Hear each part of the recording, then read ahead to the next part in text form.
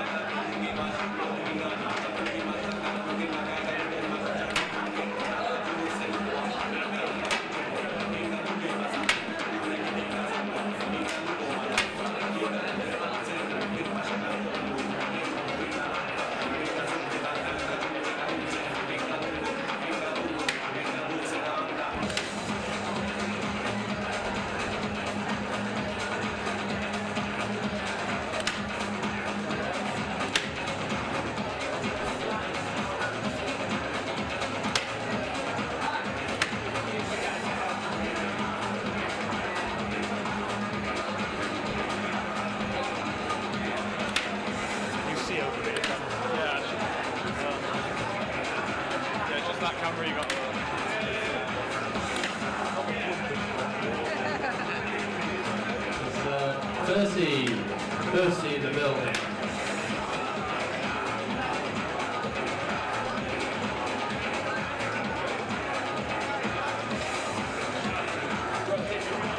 Oh, he's here. He's here. Here's your mic.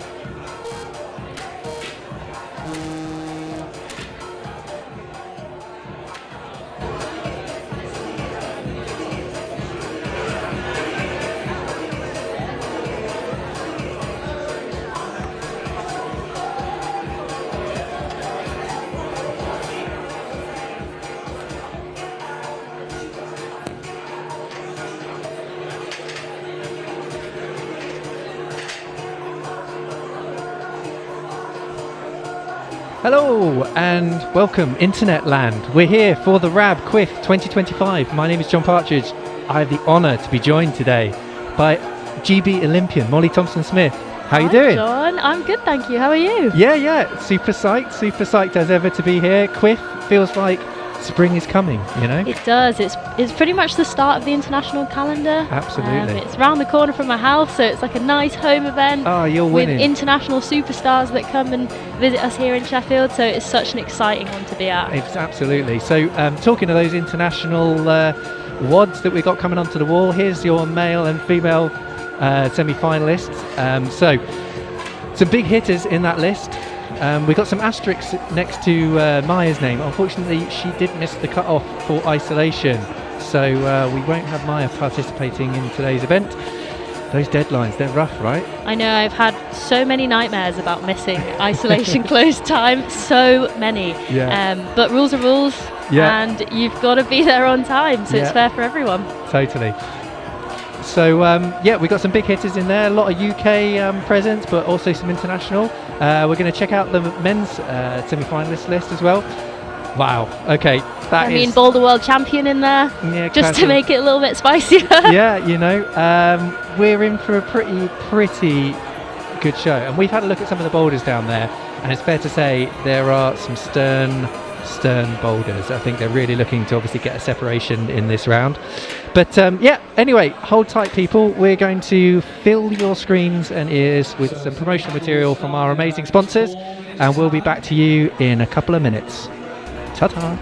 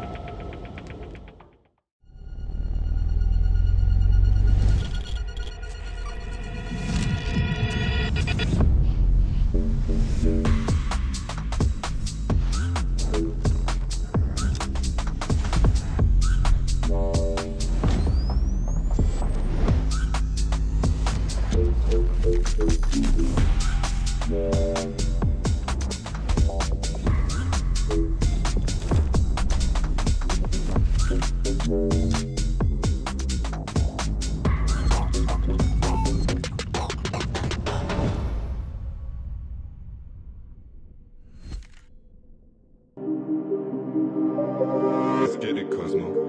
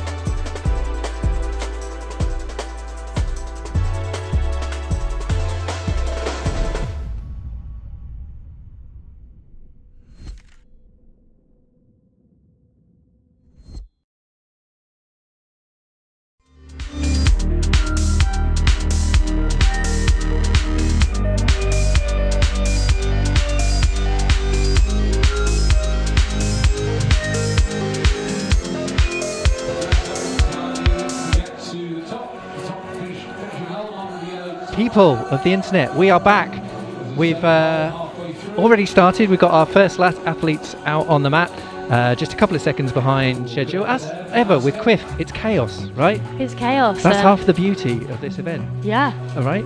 We have the qualification round yesterday. Bajillion people, all stacked Lots of up on the boulders. mat. Yeah. Everything droppable. I heard droppable is always the word I associate with Quiff qualifications. And terrifying. And terrifying, Yeah. yeah. I mean, you've got people coming in just to do their first competition or have fun, climbing next to world champions and British champions. So it's crazy. Yeah, and we've been really lucky this year. We've got a couple of old pros that were on the tour and now back in. Nathan Phillips, obviously, he's a legend of the British climbing scene and topping out qualifications after retiring. I mean, it's super incredible effort from him. But anyway, focus needs to be on the athletes on the mats now. So pleasure to introduce Finn Jackson and Asker onto the mats. And Finn here, looking really already good. looking really good. We've had a quick look at this boulder, and the hold he's going up to here is like a gritstone-esque pebble. Yeah. Really ratty thing that he's got to roll over. But yeah, he's unlocked this pretty nicely. Just got to get the foot plant out to the left. Just not quite figuring it out. And we're speaking to the route setters before starting the round. We got a bit of knowledge on some of the boulders, and this first boulder was described as a power slab by Percy. So I don't know what that means. Sounds like my kind of slab. Engage the biceps, right? Engage the biceps, yeah. Yeah. I guess you can see the route setters have stacked quite a lot of jibs onto that first big Rock City foothold. Yeah. So presumably... And a lot of undercuts, which always means biceps to me. Yeah. So I can see why they've called it a power slab. I'm into it. I'm into it too. I prefer it to the teeter, right? Yeah. Boulder 1 teeter in the semi-final quiff round used to just scare the bejesus out of me. I know, it is definitely the route setters playing tricks with you, isn't Right. it? And you always knew as well, if you came out to that first, it was like 50-50, right? Whether you're going to get it as a male or female. Yeah, so the athletes actually get a route map in isolation which tells them where their boulders are going to be. So if you climb here a lot, or if you've ever been to the works, you can kind of piece together what your round is going to look like from isolation. So that's either a great thing, if you love, well, it kind of always starts with a slab, I guess. So if you love slab climbing, you're off to a good start. But for sure. if you don't... Well, Asker's got established onto this boulder, but obviously these feet are really terrible on this big yellow volume. So she's got to try and get established on those little jibs and really drive up off the feet and engaging the biceps. Finn is back up into the zone on this first male boulder and into the pebble as well. Let's see if he can actually find that top hold. It's kind of hidden for the athletes. Got to get that foot plant out, really key to be able to just then crank down on the pebble with the right hand into the undercut. Just falling short on that.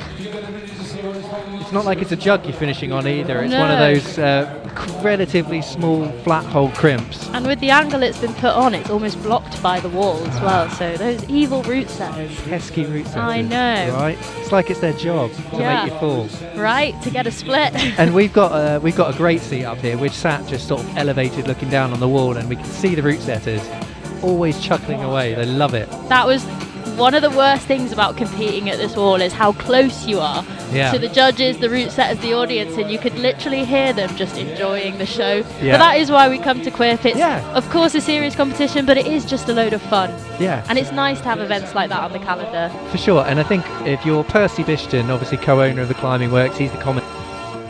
It's just his opportunity to, lay into people as well, which I think... You can tell he's waited all year for this.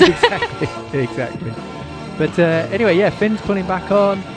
He's made really good progress on this. He's been getting all the way up to the last move pretty much every go. So securing zone. Not much time left on the clock, so we'll see if he can just execute the first half of this boulder quickly, but just looks a little bit too tired. Yeah, same for Asker. She's not quite unlocked that foot sequence to get established on the undercut. So let's see how our second pair get on.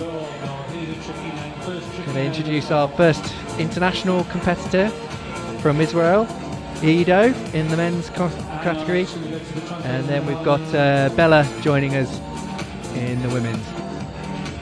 Now I'm pretty sure this is Bella's first quiff. Really? First ever or first semi-final? First ever, I believe. Oh, She's man. a youth athlete. I watched her compete at both the British Youth lead and boulder championships last Fair month. play. So she's fresh onto the competition scene, and it's great to see her in the semi-final. I mean, that's pretty incredible. Like first comp, first semi-final. That you've got to be pretty Definitely. happy with that. Yeah, Yeah, or at least take it before you then pull onto the power slab, and then for sure. yeah, welcome to CWIF semi-finals. Boom, punch in the face. It's definitely not a super easy comp, this one. No, obviously when you're catering with such a really strong field across relatively few boulders, you've got to get a split straight off the deck. Yeah. So here we go. Still experimenting across with trying to get established on those feet, and she's making good progress there, Bella. Figuring out, really pushing high, teetering across. She's got to get that left hand into undercut as well, I would say. Yeah, and you can just see how hard her biceps are working, Yeah, because her feet are slipping, but she's still on the wall, so she must be pulling really hard on that Rock City that's undercut. incredible. She was sort of palm hopping across the dual techs on the top. That is top techers. Top techers indeed. Enjoying yeah. that. You can just tell how the youth have kind of grown up with this style, with all of the dual textures. They're just so at home with it. Oh, I know. I'd be avoiding it like the plague. Dual techs didn't exist when I was competing. That wasn't a thing. I remember the first com I went to back in the day, somebody was like, we've got a volume. Oh my gosh. A volume. Wow. Right? And it blew my mind.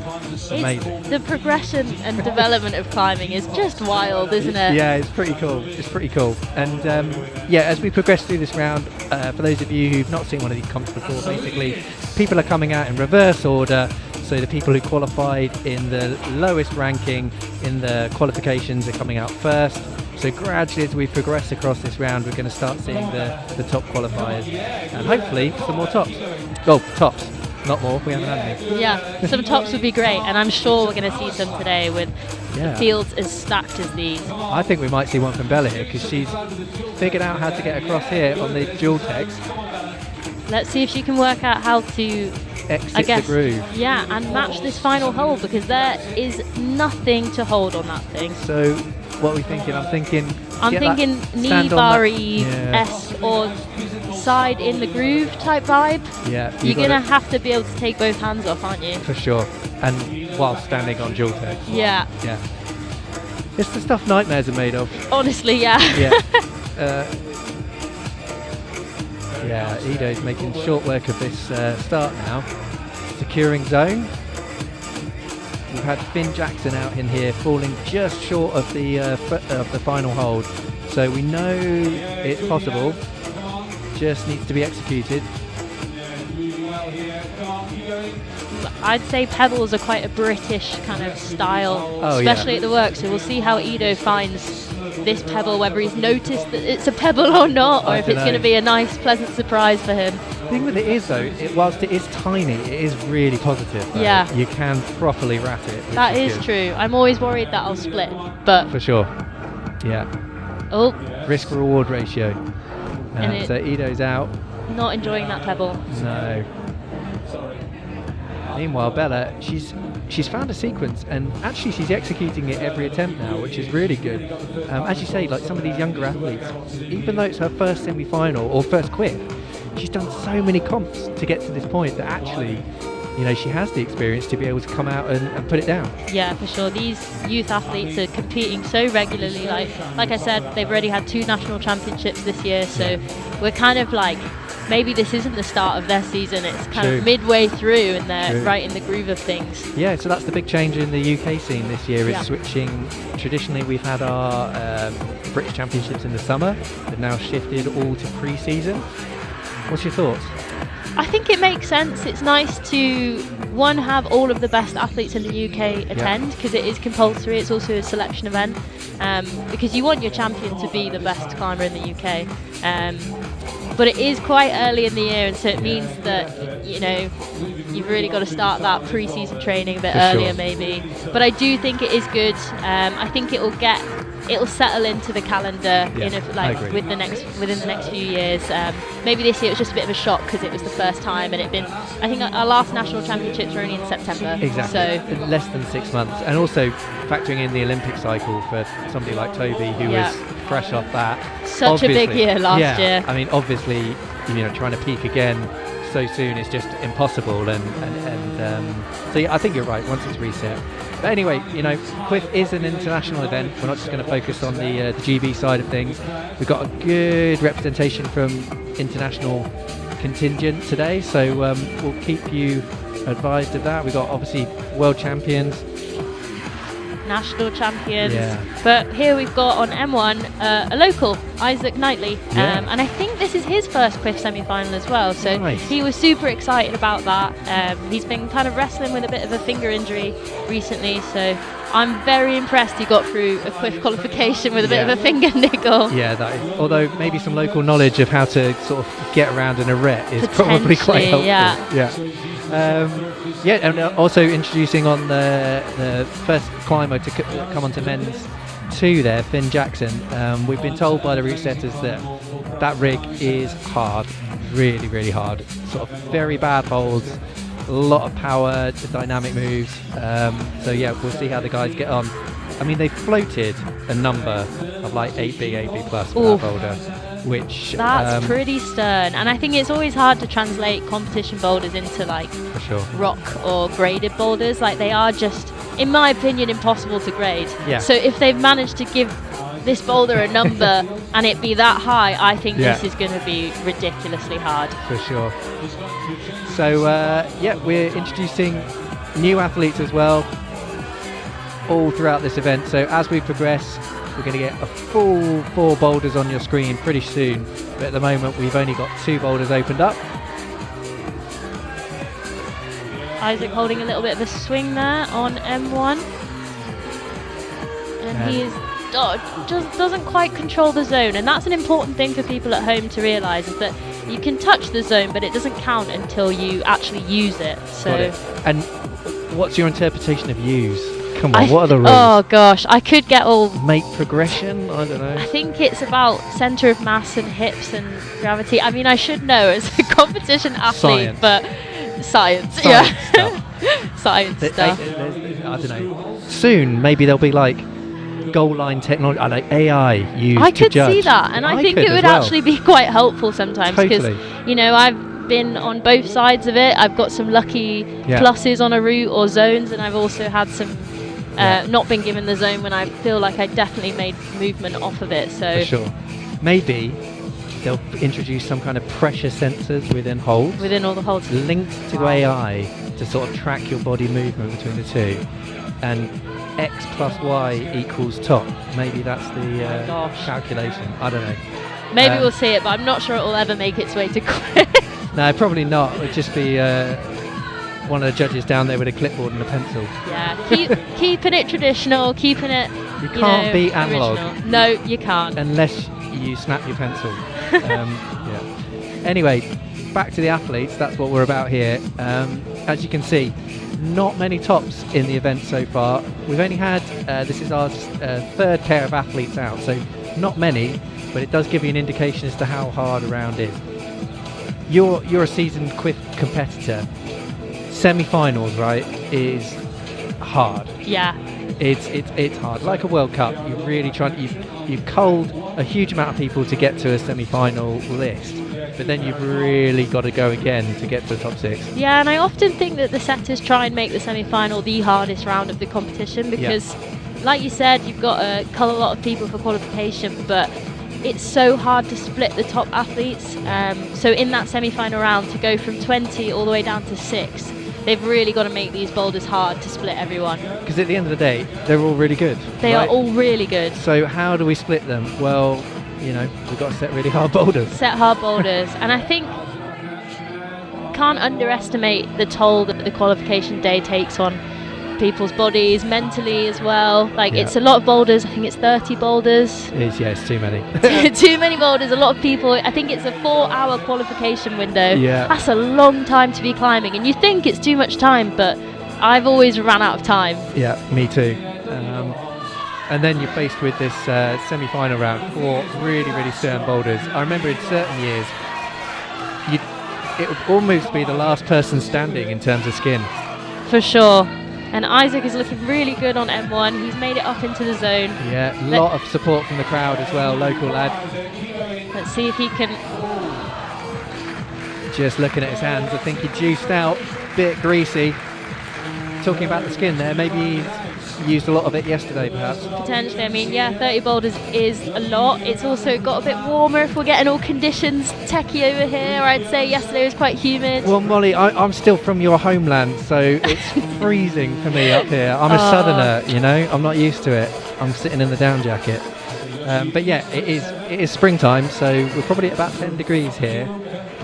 But we had a lot of rain yesterday, so I'd say it's a little bit wet in the air. Humidity is high. Humidity is high. Right. Well, anyway, more international athletes joining us on the mats.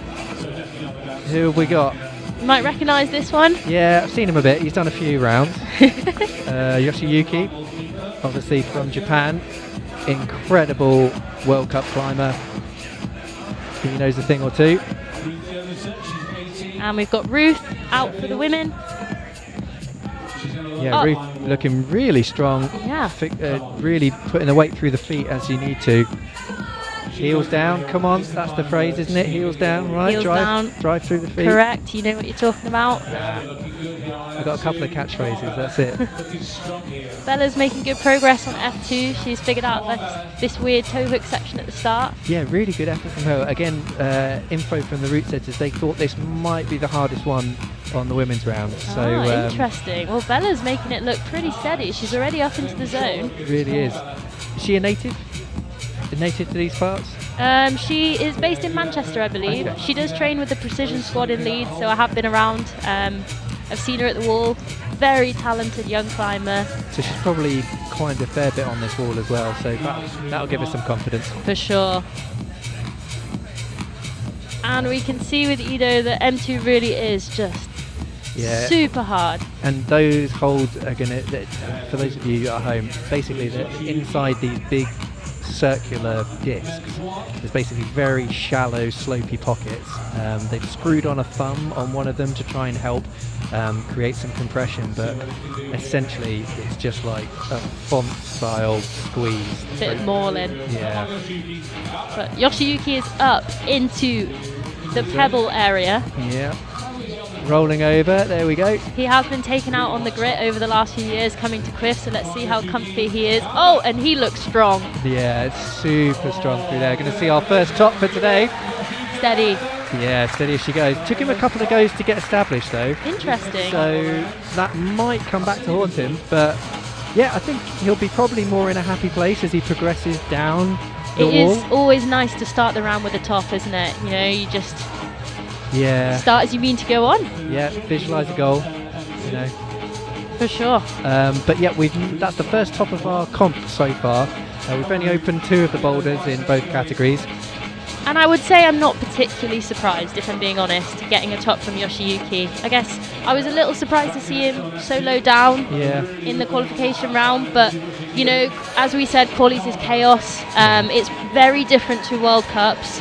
Not kind of what we're used to dealing with, I guess, as comp athletes, and so maybe it was just the format and the style. I think the style here is so unusual. Whilst the competition wall that you're seeing on your screens now is used a little bit in qualifier, that's only probably, I don't know, 3 or 4 boulders out of 30, and the other ones around the gym are just technical. How well can you turn a corner? Yeah, it's really, really technical climbing in the works. So that is probably why some of the more, you know, well-renowned names on this start list are a little bit lower down than you might have thought. Yeah, but Yoshiyuki looked a bit more at home on this competition wall, and I am really excited to see him on M2 because I think he'll have a good shot at showing us how it's done. Floating. Let's see how he goes. Yeah, Ruth getting pulled on again. We've seen most people struggle on this women's first boulder. And you can tell it is a power slab because Ruth's just looking a little bit more tired. Every attempt, yeah. And you'd think on a slab you could kind of just keep going because it was more technique based or balance, but yeah, the route setters were right. This one is physical and burly. And Bella is the only athlete to secure zone on that so far, and she's having a good round. She's pulling onto her second boulder again. Yeah, 2 zones for Bella. 2 zones, yeah, that is not shabby at all. Ruth's up though on the bicep. I think, just slipping off before zone. Unfortunate. Just going to give it another time, another go before the time runs out. 15 seconds. Yeah, coming maybe up. that's a little bit of inexperience with competition. 15 seconds to get all the way to the top of the boulder when you've already got the zone. Yeah, takes me 15 seconds to chalk up these days. Yeah. I'm with you on that one. Rigorous application. So that's the end of another rotation. We're going to welcome 2 new athletes, and more importantly, if you guys at home, we're going to open up the third boulder so you can take a look at that. So the men have got sort of the steepest section of the wall, bit of a coordination, flicky, jumpy, slopey catch thing, and the women are going to go into the cave area and come out of these pretty tall crimps through the cave. I think the wall looks amazing. What do you think? Like, such great holds on the wall. Like, I just know. looking at all of these boulders, I'm like, wow. I mean, it is basically a World Cup, right? You've got really good support from all of our sponsors, notably on the holds front. Obviously, beta setting and serious climbing, and contact, putting in a huge amount of grips, which is so valuable for these athletes, right? It's part of doing these events is to learn those holds, right? Yeah, like I said, this is pretty much like an international opener for the season, and it makes such a big difference climbing on this style, on these holds before you go out to World Cups. And I think the final boulders will stay up after the competition, so having that as a training resource as well, like, it's just a great event for everyone, really. Yeah. So Carmel looking really good on M1. He's up into the pebble. See what method he goes with. Just not quite figuring it out. Yoshiyuki did that a really strong way, right? He just locked down, put a toe hook clamp in, I think. Yeah, Yoshiyuki basically just looked a lot stronger on that pebble. He'd already isolated on it before he kind of figured out what he wanted to do. He like took his left hand off, was like, okay, now I think I understand, and then reset and was just strong enough to pull through all the way into that final hold. Just was basically stronger than the boulder needed you to be. Stronger than the boulder, yeah. Which is always helpful. Yeah, for sure.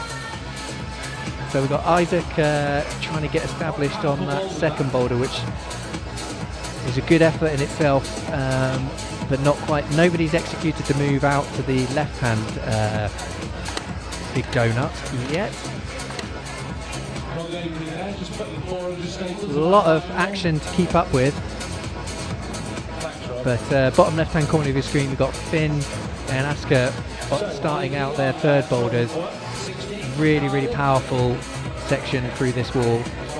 Yeah, a bit brutal for the guys, well, and the women, to go from power to power. A lot of basically this whole wall until you get to the fourth boulder today is just power. And that's definitely something that when I was competing in CWIF I was aware of. As I was progressing through the round, it was like, okay, you've got to, save some, because it gets steeper and steeper and steeper until the final boulder, basically. So I wonder if any of the athletes are thinking tactically about how much they give.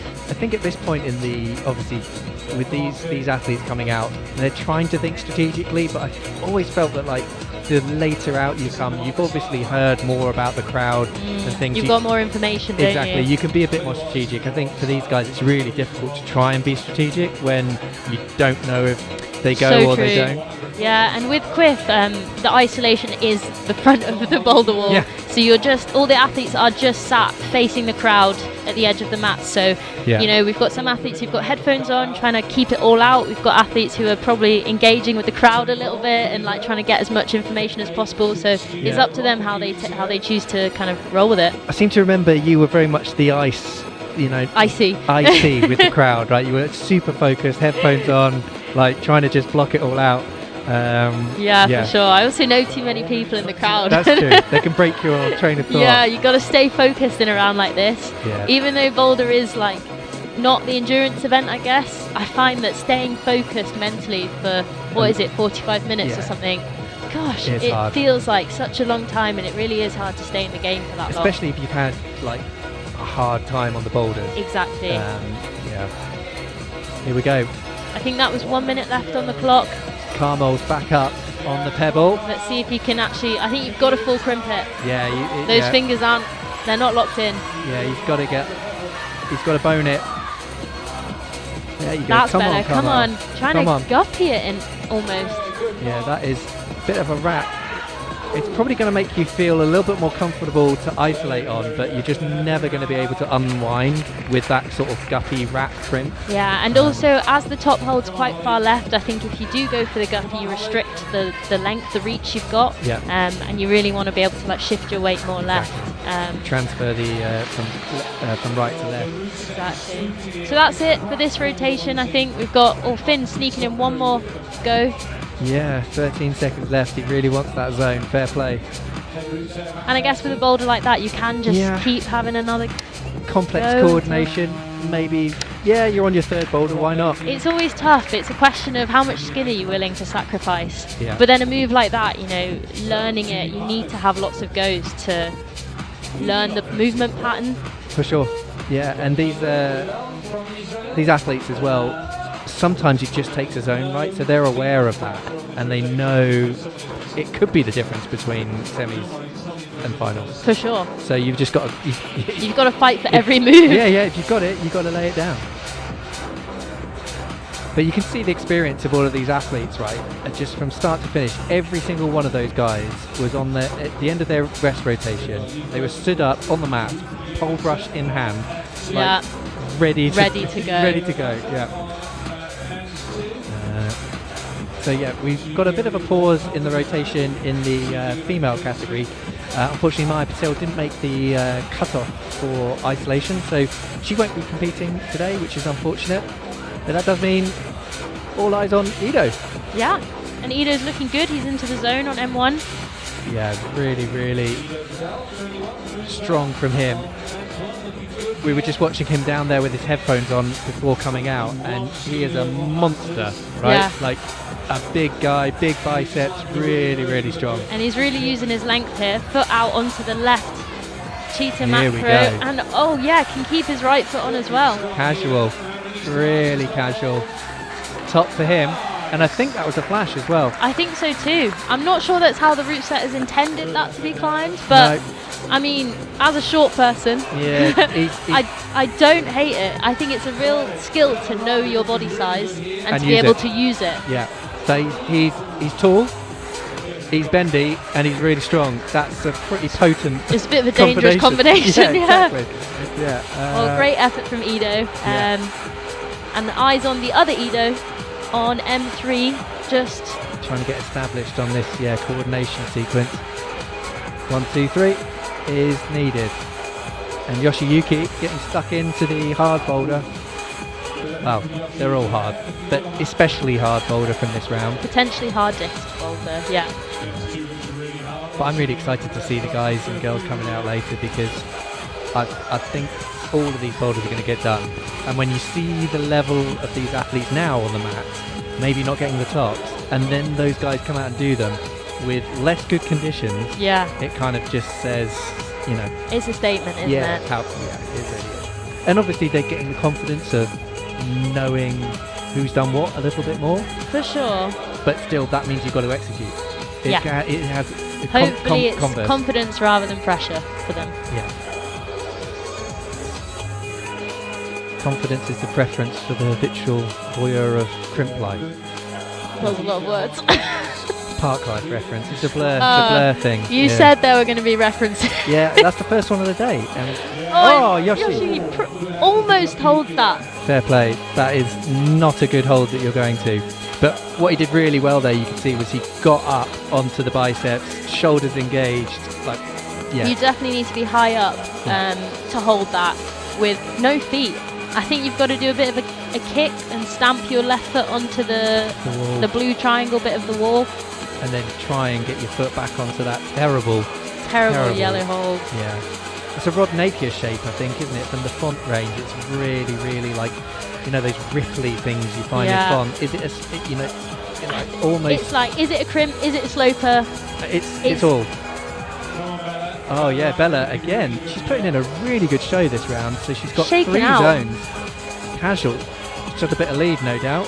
Staring down the barrel. Oh, bit of a hard dismount there. Just falling short on the last move. Yeah, I hope she's okay. She's still got just over a minute on the clock, so I'm sure she'll be back up So did you say she's a precision athlete? She is a precision athlete, yeah. Although lacking precision on that last move. Although, yeah, unfortunately lacking precision on that last move. But still, I mean, it's incredible what that squad is putting out as a team. Yeah. Year on year, like, incredible team. Yeah, and I think just like how much of a family they are, how much they train together, like it's the environment that really makes them what they are, I think. They've created a citadel of excellence. They have. I think that is the sports psychology term, right? Oh, really? Yeah, There you go. You know. Anyway, We're learning here. I read a book once about sports psychology, and yeah, that was it. Look, Bella's back up already in the zone again. Yeah, really good endurance, especially through the steeper sections. Yeah, I'm of the wall. impressed. She must have only had like 20-30 seconds rest, but just showing how physical that area of the wall is, the steepest section on the wall. Yeah. They've been pretty fair actually with the distribution of angles. I mean, obviously there's only one slab in this round, so the women have that this time. But and I guess the men will have it for the final. You would think, yeah. So, again, we've got another really incredible international athlete joining us, Mikhail Mawam. The world champion from 2023 in Bern. That was an incredible moment. Oh, just so amazing. One of my favourite climbing competition moments. Unfortunately, Mika has retired from the international World Cup scene, but we are lucky to have him here. Yeah, we're really blessed with QWIF every year that the whole sort of international community still shows out for it. It is a firm fixture on the international tour still. We've also got Imi out on F1. Yeah, we're getting really into the meat of it now. We've got 4 boulders opened up. So Finn and Asker have opened up the 4th boulder today, so that's on the bottom right hand corner of your screen. Teetery jump vert wall for the women, and then Works weirdness. oh, thank you, that's the perfect description for that. A bit groovy, bit teetery. And you can just tell it's their favourite style to set. Yeah, that's a Matt Cousins boulder as well. Oh, is it? So, you know, you're basically just going to have to Houdini up the wall somehow. Magic. Shimmy to the left, shimmy to the right.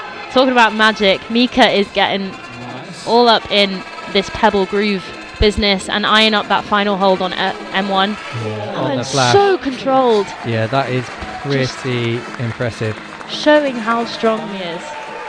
Yeah, really good effort from him, as you'd Amazing. expect. Little fist pump for the crowd. Yeah, We love a bit of that. Yeah, I think he's going to engage. I like people who engage with the crowd. That's my favourite. Yeah, and we've got more of that to come. We've got Max Milne coming out later, and he's definitely a crowd favourite. I Max love watching Max the Future, yeah. Well, I was going to say Max the Milker, because he Max the Milker? he milks the crowd, right? He does, and it is, as someone who doesn't really do that, I'm very jealous, because Yeah. I would love to be able to be in that Interact. headspace where I can interact and use the crowd, because he really does use the crowd to his advantage. Totally. He gets a couple of % from that, doesn't he? For sure. So yeah, we just had a top. For your reference, going across the boulders, we've seen a couple of tops now on M1. Oh, we're seeing our first zone on F4, Asker, but at the moment, M1 is the only boulder to be topped. And F4, I'd say, is a very classic QWIF semi-final finisher for the women. You know, a bit of a weird teetery crosswards jump into a mantle. Get on board. Yeah. Like, I've seen it every year, basically, and it never fails to be a good boulder. No, it's really interesting that they can. The wall stays static every year, but it always does feel like there is such good variation, and that's due to the holds, right? Every year getting incredible selection of new grips. Yeah, I remember always being like, oh, I wonder what holds we're going to have for QWIF this year. Yeah. What it's going to be like. Love it. Oh, here we go. Finn is established in the groove of doom. Oh, and Isaac sticks the jump. Nice. First zone on that. And now the meat of the boulder starts. This is really powerful top section. And looked like he just kind of slipped off. But he's laughing. He's having a great time. Oh, yeah. That's what we love to see. Sticking the jump as well. First person to do that. You're going to take confidence. Definitely. 1 minute 30 left, so probably give it a good brush, maybe one more good go. Asuka's got the techers to sort of establish with the feet first. She's done a really good job of using the features of the wall. Like, it may seem obvious when you see someone doing it, but I wouldn't be surprised if lots of athletes didn't notice that they could press against that left kind of side wall. You just sort of looking at the holds only. Yeah. And that's where the local knowledge comes in as well. For sure. And just the pressure of being out on the mats. Like, sometimes you get so tunnel visioned and focused on the obvious that you miss the other obvious, I guess. Yeah, and Isaac is making really short work of that jump, which everyone else has struggled with today. So good effort from him. Here we go. Really getting established on this head wall now. At least he can drive through the feet. That's going to give him a bit more confidence because those holds are not good. Come on, Isaac. Oh, and that is a long way to go, isn't it? At the end of quite a few powerful moves back to back. But I'm really impressed that Isaac managed to execute that jump again. Yeah. First try after doing it. But you did say earlier, there's so much comfort in learning the movement, right? Once you execute it once, these guys are so good, the guys and girls are so good at remembering and the muscle memory immediately. For sure. Yeah, and Isaac also trains here, and I've seen him training, and he is like very focused in his training, so I'm sure he'll have practiced execution as well, and that's definitely worked in his favour here today. Absolutely. So new rotation, everyone's up on their feet, brushes in hand. We got a little look at the scores on the screen here. 3 tops on the men's first boulder, our only boulder so far that's seen any tops. And Bella leading the way in the women's. Zones only so far, but I mean, a lot. That is going to be a really, really good score so far from what we've seen today. Consistent, like zones, they're not to be sniffed at. No, and I hope that Bella's taking confidence with all of these zones. Sometimes it's hard, when you're not topping boulders, to stay positive about how the round's going, but you never know. It could be zones only for finals. For sure. Well, we're welcoming another couple of athletes, Luca Martins, another really tall, bendy, strong man. So let's see if he has any success on this one. Yeah, just using his length there to casually reach up into the zone with his feet low. Yeah. Also welcoming Imogen onto her first boulder, the power slab. Got to push it out. Oh, I love all of these slabs. I do. I mean, not in a competition, but just in general. I do want to have a go at this, and that's saying quite a lot because I don't particularly love a slab, but this does look fun. This is a bicep slab, and it looks really good. Yeah. Obviously, Molly's not competing this year because you've got some injuries that you're sort of recovering from at the moment. How's that all going? Yeah, it's good, thank you. I guess I kind of rushed back after breaking my ankle a couple of years ago to try and qualify for the Olympics, and just got to a point where I was like, I should probably prioritise my health and sort out all those niggles. But you didn't just try, you did. I did. You did. Nice. And it will be one of the best moments of my life. I know. Molly's giving it a big one here today. She's trying to intimidate me with her Team GB water bottle, and it is working. It is working.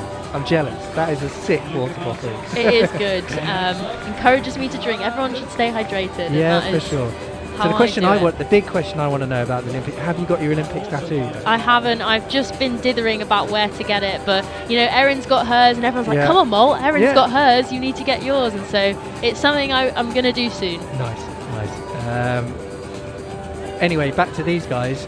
Some of which are Olympians as well, and Luca is one of our relatively young GB climbers, but he's got so much more consistent recently. Obviously he made a final at the BBC's in September. I think that was the first time he'd made finals, so good effort from him there. And he's enjoying this. Yeah, he's got super strong fingers, so nice. Showing how strong his fingers are on the pebble, and taking a bit of a cut as well, like on that left hand. And what was really good, the intuition to sort of bump the foot. Yes. That's seasoned competing right there. For sure. We missed a couple minutes ago Bella eyeing up the final hold on F4, but she's back on the wall with plenty of time, so I'm hopeful that we might actually see a top on that one. Yeah, I think we will. And Yoshiyuki making short work of the jump, but just shows how high up that head wall is up there. There's still work to be done. Which I like. I don't like it when a boulder's just over after the jump, so I think it's yeah, good effort from the route setters for making a difficult jump into a difficult bit of climbing afterwards as well. Yeah. And Bella's back up to the top of F4, and she's using that sidewall again, pressing. Let's see if she can. So we will try and get all of the names lined up again. Obviously the people on your screens are not the people from the graphics. A bit of a delay on that somewhere, but either way, not to worry, we will try and keep you fresh of what's going on. So we've got Yoshiyuki on his third boulder. We've got Claire just starting out on F1, her start to this semi-final. Oh, I'm so enjoying watching Yoshiyuki float through that section. Just makes it look effortless. And a little chalk up Yeah. before this final move, because I can imagine is those big. holds are sweaty as well. Yeah, got to get the left foot to get some push. Here we go. Oh, full ejection. And that is a huge move, and not a very good hold either. Not to a good hold and not from a good hold. No. So like it's a lot of variables to control, or not control as the case may be. Bella getting really good progress on the teeter. She's just going to pop up now onto the zone, hopefully. Here we go. Whoosh. Yeah, nicely done. And Ido also teetering across on M4, taking a little no-handed rest in that groovy gap, but it's time to speed up because he's only got a few seconds on the clock. Yeah, he's out of there. Just looking a bit frustrated. I think he's figured out what to do once he got down. That's never good. So we're pretty much about halfway through the semi-final round in terms of introducing people. We've got Oliver Goodwin coming out on his first boulder and Ember Mulhern onto hers. There's a lot of brushing action going on the mats. Bring back the old days where you had a brusher. You remember it? Was Yes, chaos. I do. I remember actually brushing when I was out from a finger injury in 2018. Oh, I nice. was a brusher, and it's stressful. Right? You're Yeah. responsible for that. You are responsible. The athletes are, emotional in the moment. They can be a bit snappy, but everyone looks like they're having a good time today. So Yeah, and sometimes you just want to do it how you want to do it as well. yeah, That's what that is so true. Yeah, and I think, if you want a job doing, you got to do it yourself. True, and I guess it's also part of some people's process. It can also give you more information about the holds, feeling the depth of them. I totally agree with that. I used to definitely felt like I learned a lot from the brushing. Yeah. A true Jedi's power flows through the brush, right? That's how it works. I love that. There we go. We're Talking of power, Isaac and Kira making good progress. Isaac is getting fully established in this groove. yeah, he's having a great semi-final round. He really is, yeah. So far making a zone on 3. And the first boulder. That's it. Tunes are slowly being ramped up by in-house DJs. DJ Gallop, I think, on the decks. Mikkel not enjoying the start of M2. Really, really bad. It's like a tiny left-hand crimp for your left hand that you kind of just have to really bone in behind. And the thumb they've added to the right hand, I think, is also dual text. Yeah. So it's there's just a tiny texture bit, right? But exactly. Yeah. It's just enough to try and compress off. Thick and fast, the action.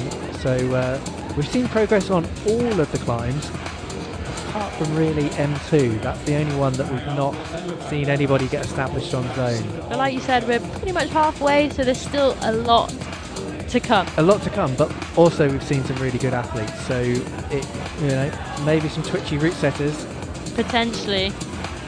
I'm going to call it. I think we're going to see someone come out on M2 and just smash it. I think we could see someone do it within a few tries. Yeah. Maybe a Max Mill. That's who I was thinking of, but not to put any pressure on Max. No pressure. But just very excited to see him come out because he is looking incredibly strong at the moment. Yeah. I've had the pleasure of seeing it at training. Really? And he's in a good headspace as well, and that's my favourite Max. So Yeah. I mean, it is such a mental part, like the comp climbing. It's such an important facet that it takes so long the training that side, right? And you've got to be so resilient. For sure, and that's why I think we see some of the world's best climbers come from comps, and maybe you hadn't heard of them too much whilst they were competing, and then they come out and turns out they're one of the best climbers in the world. Yeah. But they just maybe didn't quite have the head for competitions, or just didn't quite manage to translate their talent onto the mats when the time counted. Yeah, it is such a difficult thing. Just the level of commitment all of these athletes have. It's a full for all of these. Well, I would say most of these athletes. They're probably full-time athletes now. Yeah, and it's really cool that we're seeing more and more athletes be able to be full-time athletes. I remember when I started, I mean probably when you started as well, like it wasn't much of a career. it wasn't even a career really, but it was all self-funded, and it's so good to see the level of support now that these guys can get to do it full-time, and that we can see that coming through in results. Oliver just eyeing up that final hold and almost holds it, but right hand rips off the pebble. Kira over on her fourth boulder, staticking up to that zone hold was pretty impressive. Carmel flying off the last hold on M3, looking really strong up to there. Yeah, really was. And gave it some. You got to give it some on those dynos, haven't you? You do. And straight back on because there's only 30 seconds left on the clock. Mikkel, like no feet, almost campusing through those terrible holds. Oh, and we've seen our first top on F4. Ah, yes, here we go. Kira looks so happy, a little scream. I love that. Well, that is the first top in the women's event, so fair play great to effort. her. Fair play. That is probably going to stand her in really good stead. Yeah, tops. It's the only top so far, as you said, and straight to the top of the leaderboard. Okay. Well, here's a guy close to both of our hearts coming out. Billy Rydell back on the comp scene. This is good news. I know, from big walls to semi-finals at QWIF. Via an 8C boulder. Of course. As you do. Big walls to the big island to the big semi-final of QWIF. Oh, that's why they pay you the big bucks, Molly. Right there. Smashing it. So Billy Rydell, obviously one of our best exports recently in the competition scene, retired and coming back for a QWIF just because he can. Just because he can, yeah. Yeah, so let's see what he can put down. We've also got Jess Ward, really seasoned athlete on the UK scene now, transitioning into the senior category effortlessly. Luca Martins on M2 sticks that move. First try, right? First go, that is massive. And he is just ridiculously strong. Yeah, I mean, that is frightening. Now he's got to get stuck into these. The top section of this is really difficult. The left hand roll through to that yellow, and again, that yellow crimp is bad. Yeah, it really looked like bad. He was maybe just a little bit too bunched. His right foot looked a little too high. Yeah. I don't know whether that's him not quite fitting in the box that was set, or whether he could kind of lower that right foot into the dish. Yeah, I think combination of factors, probably like a bit too excited about having done the move. Yeah, for sure. And on the first go, not wanting to fluff it, and being a big man in a small box, that is hard. True. But yeah, there's lots of other athletes on the wall for us to keep an eye on. Another big man, Billy Rydell. Very flexible though, so good at getting into small boxes not made for him. And looking pretty comfy on M1. Yeah, he knows this wall really well as well, so hopefully that'll put him in good shape. Jess Ward as well, absolutely cruising through here. If she can get her feet back over, I think. Now this is where I think they want a knee bar for this final match. Let's see if she can. You've got to get it in the right place, because it's looking like it might be a bit too low where she's trying to get it in. It's got to be. Come on, Jess. Get stuck in. That's it. I'm not quite sure.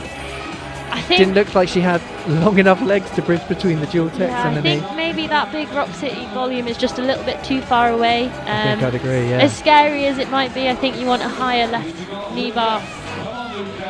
Yeah, and also we've got Ido on his third boulder here. He got a flash on the first boulder, didn't get the second, but he's looking pretty strong here again. Yeah, maybe looking for some alternate beta, which could be a really good idea. He's trying to Yeah. match that right hand To then come. to then go all Yeah. the way up to the top, I think, with the right hand again. Yeah, Luca taking a break on the mats, having been the first guy to get up to the zone on M2. So put a lot of effort in. Must have taken it out of him. Yeah, 2 really minutes left. smart climbing, I think. You know, rest up. It's the hardest boulder of the round. For sure. You've already had a good first go. Rest up and have one more good go. Yeah, Yoshiyuki over on his 4th boulder now. So he's had a bit of a rough run around this round. Came out and absolutely dominated the first boulder, but then not making progress on the M2, just falling short on M3. So probably really needs to get another top here to be in with a shot, I would say. Yeah, I'd agree. But he's good on his feet. He's such a good intuitive climber.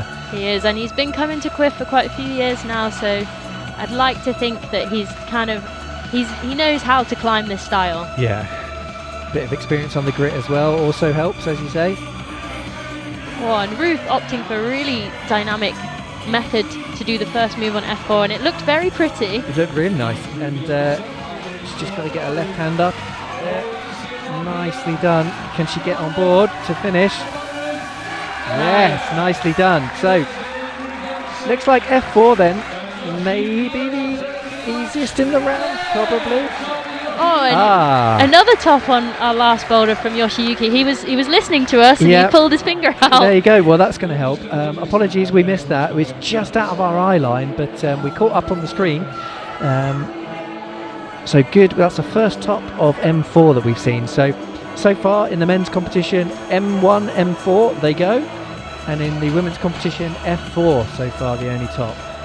So, that was a arm first ejection there on M3. Never what you want. We also missed Billy topping the first boulder, I think. Got a top from Bill. Oh, excellent. Good work, Billy. Just noticed that he wasn't on the mats anymore, which Well, yeah. Apologies from us. There's a lot to keep up. it's all happening now, isn't it? I know. And like you said, you know, the talent is coming out thick and fast. Yeah. We're moving through the semi-final round, and we're seeing more and more tops. Yeah, so we'll try and keep you up to date, but there's a lot of stuff going on. So we've got Thea joining us and Jack McDougall. Obviously both incredibly talented, experienced British team climbers. Jack, our current British bouldering champion, which was an incredible effort because I think that was the most stacked field I have Yeah. ever seen at British bouldering champs. Yeah, it was You a know, we had really good Olympic effort. champion, we had World Cup medalists, we had World Cup finalists. It was just ridiculous. Yeah, and as we said earlier about recalibrating the dates for the events, I think that's really what you want to see, right? You want to see the best people at the competition. Yeah, and it Me- was a whether joy or- to watch. Yeah, whether or not they're in form for the time of year, that's obviously up for debate, but still, you want to see that representation, and that For was sure. cool. And Jack really showed that it wasn't just a fluke. He went out and he got a silver medal at the European Cup Yeah. a couple weeks later in Munich. So, you know, clearly in very good shape, and I'm excited to see him on this tour. Yeah, here we go. Straight into zone. Come on, Jack. Mika making that coordination move look very easy on M3. Let's see if he can figure look. out. Whoa, and Wow. saving a slip. What a Clearly recovery. more than enough in the tank. That was incredible. Choosing a different bit of knowledge here, maybe? And you can just see how strong he is Yeah, because I mean- he's figuring it out as he goes. Yeah, Jack McDougall with a flash on M1. And Mika, just incredible from him. First top we're going to see. And come on, finish it off. Come on, Mika. Amazing. Yes. Not just the top being amazing, but the recovery. Yes.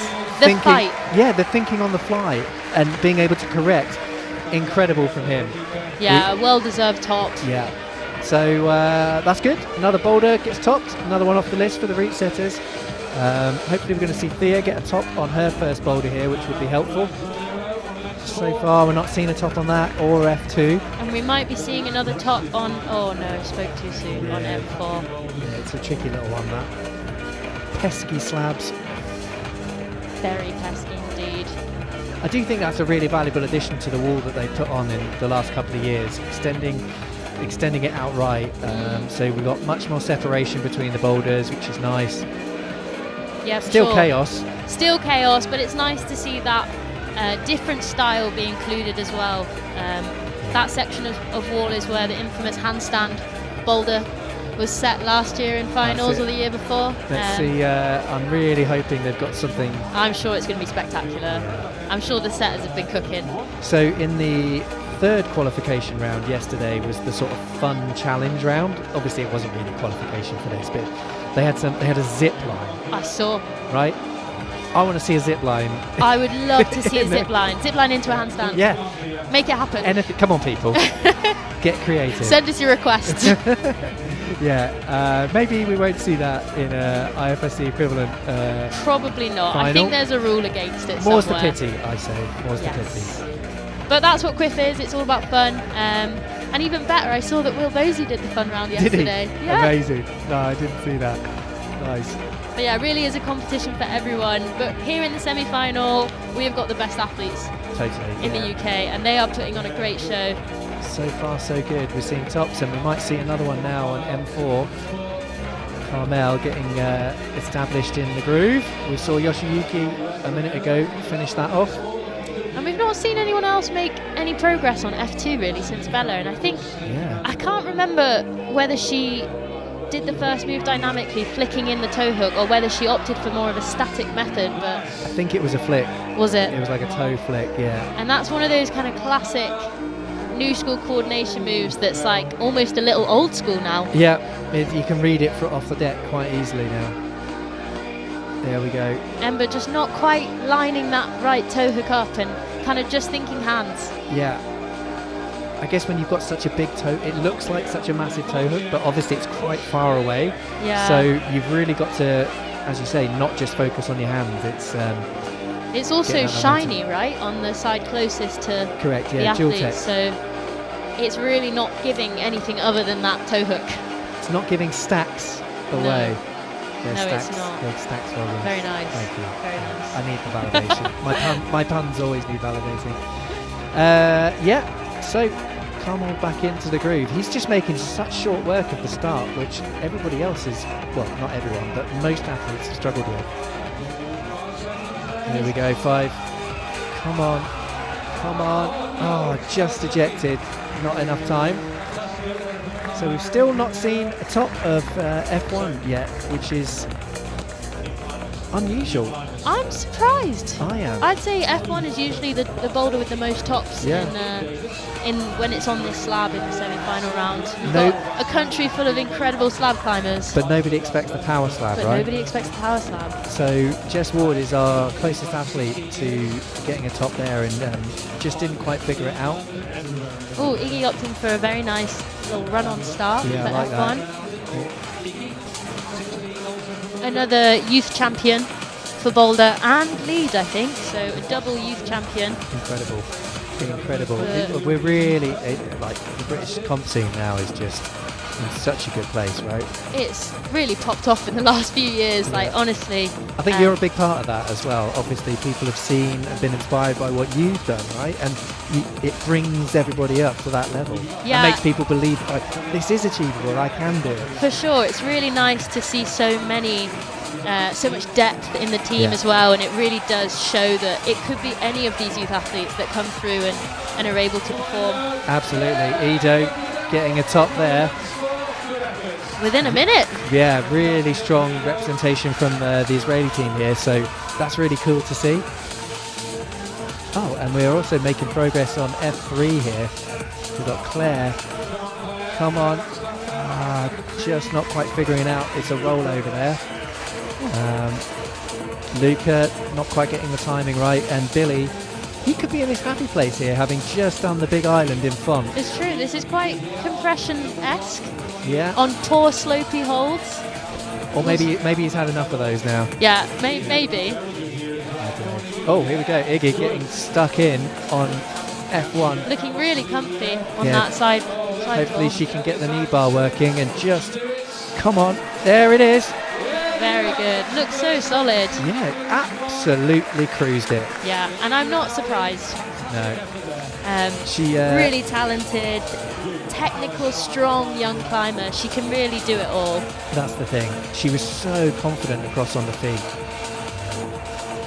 just going back to that thing about breaking down boundaries, and like you must have felt a bit of that from like watching Shauna back in the like when she was at her peak, and just being around and training in that environment. You do sponge it, right? And yeah, for sure. We've got such a strong strong competition heritage in the UK, and it was always inspiring to be a part of events like this as well, like coming to the QWIF and having Shauna, Mina, Leah, Diane, so many strong female athletes from the UK and abroad coming over. It was incredible to be a part of it, and it really helped, motivate me, make me want to continue on to keep competing. Yeah, because it is torture in some. You've got to be quite a sadist, right, to be It's not easy, climber. no. But I think it's really nice for our British climbers to have the opportunity to climb against world champions, against international athletes, but at home, because it's an exclusive thing. Being able to compete with such talented climbers. It's so nice that anyone can have the opportunity to do it here in Sheffield. It's the same as obviously QWIF really was the first to. Oh wow, Luca just reversing that. Another good top save. headboard. Great save. Wow.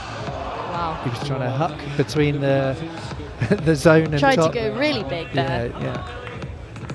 But the QWIF really is the OG event of the tour. There's been all the new ones come out now, Doc Masters, Studio Masters. For sure. But this is where they all started. Yeah, and I think QWIF might be 20 next year. Wow. Yeah, I remember coming to the first one. Do you? Yeah, it was wild. What was it like? Basic. Yeah. Was it green? Was the wall green? Yeah, and the wall was totally different to what you see now. Yeah, the works have made a lot of developments to this wall. Continual evolution. Unity has changed quite a lot. Yeah, we've got a bar now and a There's pizza. a bar and a pizza place. So. I mean, next to a spray wall. I mean, you do the math. That's like the torturous training conditions. Oh yeah. Oh yeah. Yeah, but it's cool. And Luca just wrapping out that jump. Let's see if he tries to go big again or if he tries to use more holds. Yeah, I think he's figured out a bit better what to do. Oh, here we go. We might see our first top on F3. Oh, just being ejected off. M1. We're going to see Ian getting a top here. Good job, Ian. Not from America, though. Right? No. I'm not sure. I've seen him compete at the British University Championships here. Yeah. But, maybe he's over for uni. Yeah, maybe. I'm not sure. Yeah, he did one of our, did an event at our wall as well. Absolutely, really cool. I like seeing feats of strength. Yes. Just where you could be like, yeah, that's sick. That's strong. Yeah. Well, we've probably got more of that coming up. I think you're right. Nathan Whaley, always somebody that I enjoy watching. Yeah, another super strong athlete and someone who I've known for a really long time actually, and you probably have as well. Yeah, and he's made the team. And he has made the team. It'll be his first year competing internationally for the seniors, which is it's always so cool when someone's been around for a long time and then they took a break. Take a break, come back to it, work really hard, and then that hard work pays off and they get to experience World Cups and enjoy that hard work. I mean, you work so hard as an athlete to get there, but it is still a privilege, right? For sure. And Nathan is always the thing I like about watching Nathan is he's always so expressive. He milks the crowd as well. He's into that. So we're in for another good show and entertainer. Yeah. We've also got BB joining us on her first climb and making short work of the power slab. Lots to keep an eye on here. Jack McDougall as well, smashing through M2. Come on, Jack. On the flash as well. He's worked really hard to get stronger over the winter, and it is really paying off. Yeah, you can tell. And he's so flexible, really using that to his advantage here. The inverse heel hook on that is insane. The Beautiful. angle. His heel's like pointing down. I don't know how it's working, but it's working. Come on, Jack. Yeah.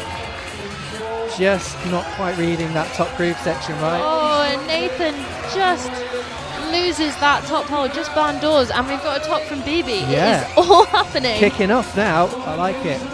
And we're about to see another top, I think, from Mika. No, Mika just not getting it right. So Mika made short work of M1. He did a ridiculous recovery to be the first top on M3. Correct. And he might squirm his way up the fourth one. I think it's looking good with 3 minutes on the clock. Yeah, I think you're right. So hopefully that means we'll see him later. But, I mean, we've still got the top 6, 7 guys and girls to come out. So still a long yeah. long way to go. But he's top of the leaderboard so far with Yeah. 2 tops. So that's just, yeah, I mean, you're going to have to top, I reckon, in the guys at least 3 and in the women's round at least 2, I would say. Yeah, I think you're right. And there's Thea. She's pre-placing the toe hook, and I thought this looked... It's definitely a higher percentage way of attacking this move. Yeah, if you've got the... if you've got the length and the strength. Yeah, which she definitely has. She is packing some serious heat of strength there. That is impressive. For sure. But with a lot of strapping on the knee, so maybe just nursing a bit of a knee issue. Nathan Whaley enjoying the tunes, taking it all in. Yeah, having a big old rest because he had an excellent flash go, hand on the last hold, just didn't quite hold the tension, and it just goes to show that these boulders aren't over when you touch that top hold. It ain't over till it's over, you know what I mean? You got to top it.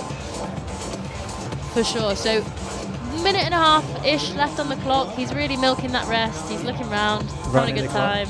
Running the clock down. It does look like he's just got out of bed. I think maybe he's had a nap on the mats. I mean, it's not the earliest start here for this round, which is one of the reasons why everyone loves QWIF. I think it's a very... Yeah, it was helpful for me because it's also a bit later than usual. It was an hour later, and so I had an extra hour in bed before the 3-hour drive. It was great. Is it an hour later? Yeah, I think... Did the clocks change? No, it's just the... I think normally it's 11. Okay. And it was 12 this year, so fair. I enjoyed it. Well, yeah, a relatively casual start for our athletes here. Midday, they need all the rest they can get after a qualification round at the QWIF. Totally. Mika back in now, teetering across. So good to see his movement. He's just effortless figuring that out. And really impressive to see, I guess, an international looking so at home on I'd say a very specific niche climbing work style. Yeah, vert dirt. Vert dirt, yeah. And it just goes to show how talented and good at moving he is. Nathan not enjoying that final pebble. No, once is enough on that pebble. Here goes Nikki. Yeah, amazing. Good job for him. So that's 3 tops. And I think that will be enough to see him in tonight's final. I don't want to speak too soon, but yeah, I think having seen how hard people have found 3, for sure, I think that was a really crucial and impressive top. Yeah, especially after seeing the strength that people had on 2, not transfer to 3. I mean that's just goes to show there's different types of power. Yep.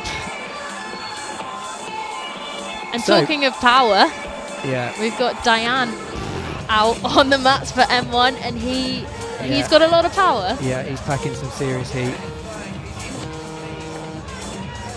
We've also got Jess joining us. Yep. So the brushes are out. Ian, Billy, Iggy, Jess, Imogen. I think that's Claire down the end. I think you're right. Yeah, we just the graphics will catch up in a minute. Iggy straight on the wall, pre-placing that toe hook. Yeah. And deciding against. Luca Martins as well, starting up on his 4th boulder. Putting a really good show on M2, securing his own on the flash. So if he gets a top here, could be another shot with 2 tops and a flash to the zone on 2.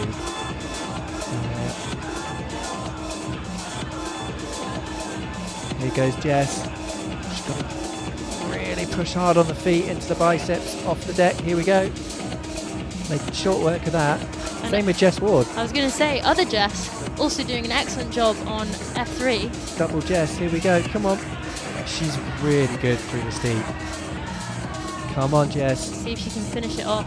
Casual, just reversing back down. That is really good power endurance. Let's see if we can finish it off. Come on, Jess.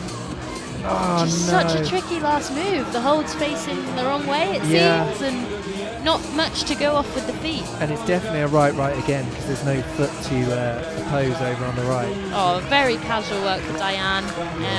Kind of to be expected. I think so. Another one I'm looking forward to seeing on M2 and M3. Oh, unlucky Jess.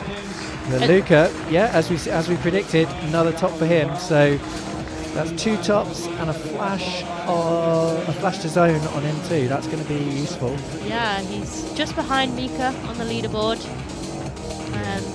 But yeah, a great round for him.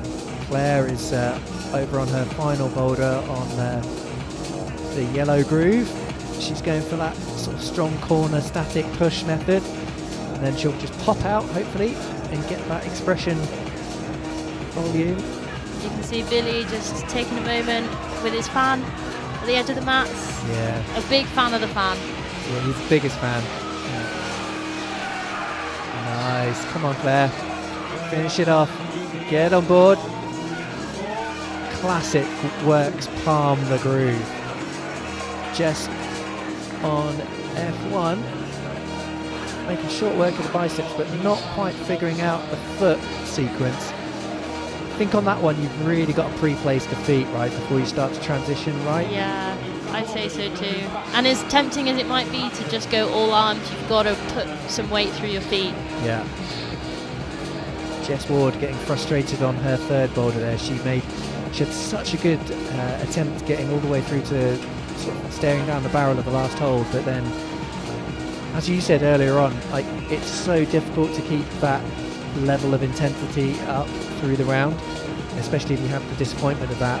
I know, and it's really frustrating to just be falling on the last move every try. You heartbreak. know, you feel like you deserve it in a way. Why can't they just put a jug on? You know, why can't it just be a sinker celebratory finish? But didn't come here for easy. No, we came here for victory. Came here for victory, and to see who is the best climber in Sheffield today. Yeah. Who has turned up.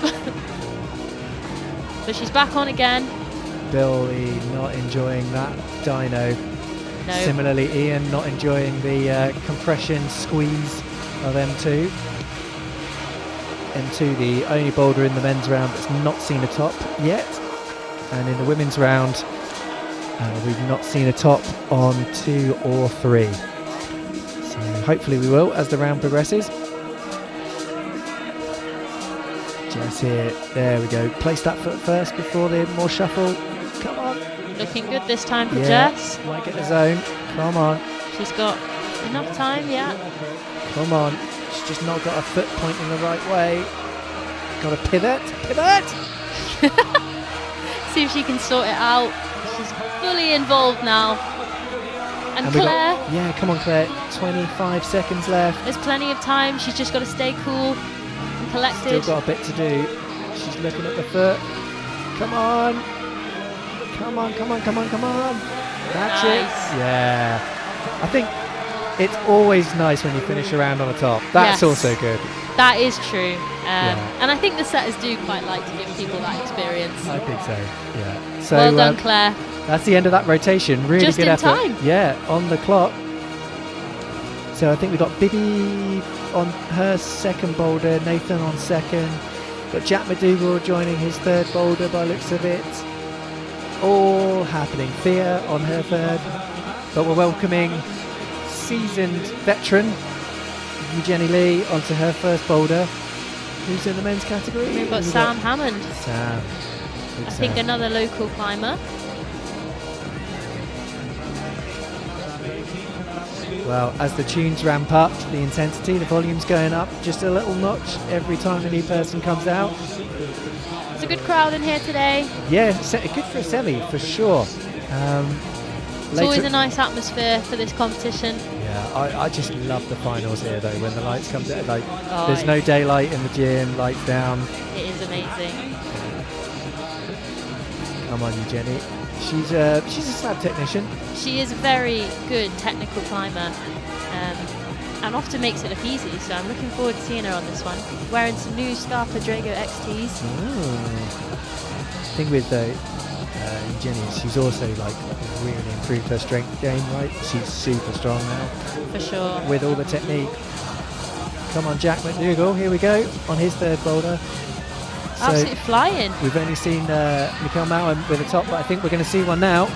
Wow, and you can just see how much stronger Jack's got. I didn't think it would be possible to do that move going right hand, Yeah. but that was so close. Just not quite keeping the tension through the feet. And then once that 1 foot went, oh Thea, here we go, come on. Yes, first top potentially.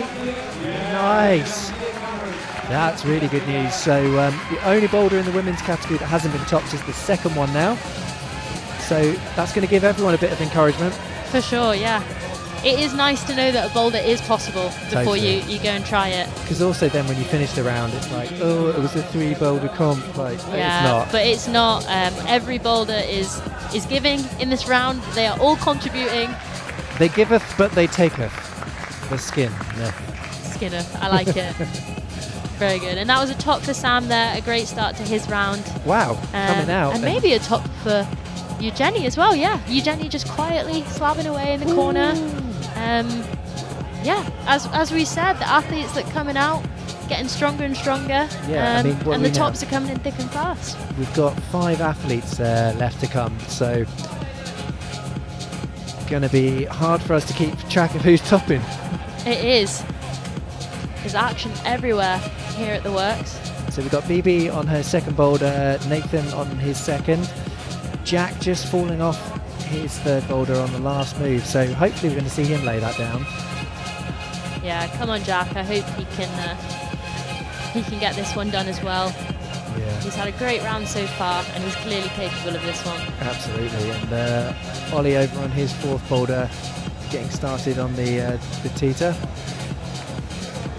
So scores on the screen, a little bit out of date, unfortunately. We will get those updated for you as soon as we can, but in the men's round, Mikkel is leading the way. He actually got 3 tops on there, and then Luca Martin should be up there with 2 tops as well. exactly. So yeah, take those with a pinch of salt. Obviously they'll be updated as we go through the round, but probably best just to keep a track of which boulder has been topped, and they pretty much all have been, apart from M2 and F2. BB's looking really good on F2. She's secured the zone now. Yeah. Oh, and matching this tiny little hold. Let's see if she can Come on, dude. stick with it. That right hand looks like it's not doing much.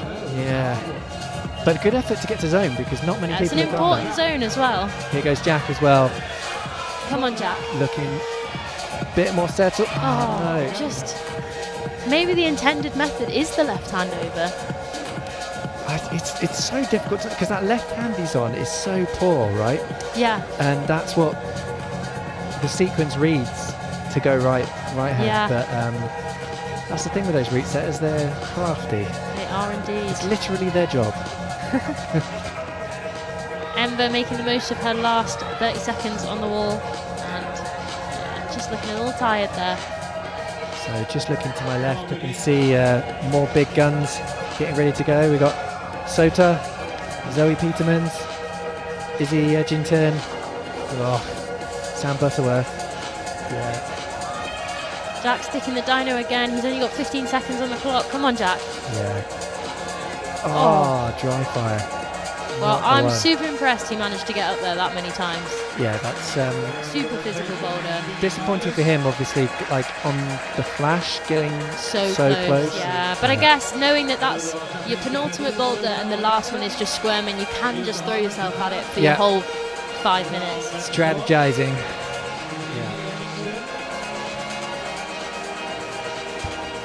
So great display of pole brushes on the mats now, as well as the athletes.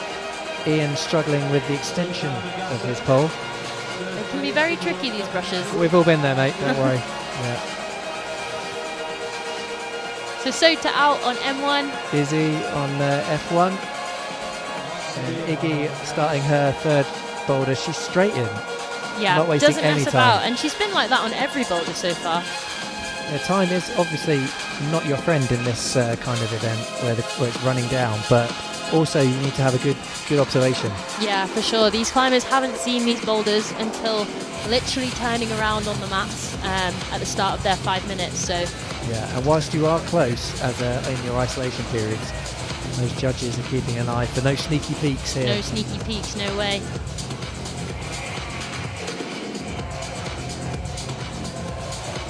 Ian making short work of the dyno on M3 there. Jess Ward teetering across on her fourth climb. She's got a big distance to cover there on that jump because she's one of the shorter athletes in that category. And I think it makes sense for her to do it like that. Yeah, really, really nicely done there from Jess. Look at Iggy up on the shoulders there. That is incredible. And Diane on the zone on M2. I've got high hopes. Come on, Diane. Come on, Diane. Yeah, get in the. I think we could see our first top here. Come on, Diane. Got to Getting the stay shoulders so tight now. But it looks like it gets harder. Those holds are so poor. Here we go. Do you think it's right foot low and right hand again? I think you want to roll. Oh, Yeah. maybe right again, yeah. And That's then what come he's in left hand to the maybe. blue because you've still got a few more moves to go until you hit that. Because if you're so Final bunched hold. up on that right arm, left foot, it's going to be hard to unwind potentially. For but sure, and it's not exactly a jug that our athletes have as their final hold on this. we just missed Jess top on her fourth climb, so great effort from her. And top of the leaderboard with that. And here goes Billy in the groove. Billy's like the new Ned, isn't he? Just like Captain Consistent. Well, Sota opting for some interesting beater on M1, trying to roll under, but he's been on this boulder for quite a while now, so Yeah, he's going to have to execute, otherwise he's going to be potentially quite powered out. Whoa, toe hook high from Sota, exploring. Billy Rydell, yeah, squirming it out, so that's good from him. Top on that, top on one, made good effort on the other two. Sota's really taking his time on M1. He's chilling out, he's chalking up. Yeah, He's got to do it on this go, I think. I think so. He's going to be so powered out. And he is. potentially. Oh, Wow. That's why, I mean, it wasn't clean and it wasn't pretty, but it was a top. but he made it work. Yeah. And I think he had to, really. I think that would have been such a taxing go, and there wouldn't have been enough time for him to recover enough to get up there again. Still having not really figured out the right beater. Exactly. Sometimes when you get down, at least if you've got the thing of like, oh right, I know what I'm doing. Yeah. Whereas He was still figuring it out right till the very end. he was bushwhacking. Yeah. Right? Yeah. So Diane had the best attempt we've seen on M2, but he's just and having a rest while Iggy. Yeah, this F2 has proved really, really challenging right off the deck. Bunch of different options. Do you float the foot? Do you start sort of swing it in straight away? But I guess that's what makes competition boulders so tricky, is that they're not obvious. yeah, and the time. I mean, if you had unlimited time, you'd be fine. But that's not the deal. Diane has made that look Trivial. Like yeah, that's the word. It is. It's like watching a different boulder. Incredible. Come on, Diane. Come I on. really want to see a top from him. I think he Wonder what deserves does. it. Is he going to go for the roll like you said? Oh, really just looking for everything he can possibly get. Oh my Crimping the goodness. side and almost making it work. That is, I'm certain that is not what was intended. Yeah, I would agree with you. But it just looks like maybe he's getting suckered into To going high. and in the corner. Yes. When you need to maybe sag low. Which makes this better. But you're not moving in the right direction, are Exactly, you? more shoulder, and that just probably shows that probably the right hand feels better than the left hand because it's so far behind you and pointing the other way. Yeah, a really tricky boulder. I can see why they've given it 8B plus. I mean, And imagine trying to climb an 8B plus boulder in 5 minutes. Like, just to put it into Full stop. perspective. Full stop. Like, doing it in a session, good effort. Doing it in 5 minutes, like how often next level. does that happen? Next level. So we're going to welcome Sam Butterworth, Zoe Petermans. Both British bouldering championship winners in the last few years. Yeah. So I did feel not sorry for those guys, but like obviously only having 6 months to retain rather than a full 12-month cycle yeah, to be champ. I guess with the boulder champs, I think it was in July. But I won the lead champs in September, and that was gone by February. Yeah. I was definitely a little sad about that, but But the immortality remains though, Molly. yeah, exactly. Keep You it. can keep that title On the forever. mantelpiece forever. Yeah. Just motivation to go again, potentially. Oh, Thea making really nice hop on across on the fourth boulder.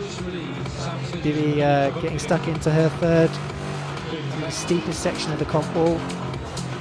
Zoe going across this slab, looking pretty good. Oh, just firing off. Just cursed her there. I'm really sorry, Zoe. Yeah, well, in fairness, she was looking proper steady. Bibi, here we go. Come on. Also Rushing looking very through. steady. She does look really strong through Wow. there. Wow. Yeah. Yeah. Milk that crowd. That was a flash, I think, as well. Yeah, really good work. And I think that left heel was the key to making that last move work. Just having that tension. locked in and having Yeah. the tension to hold that final hold, because it's not great and it's angled. I totally agree. And so for her, that's a good progress in the round. She topped the first Zone on second. and top on 3.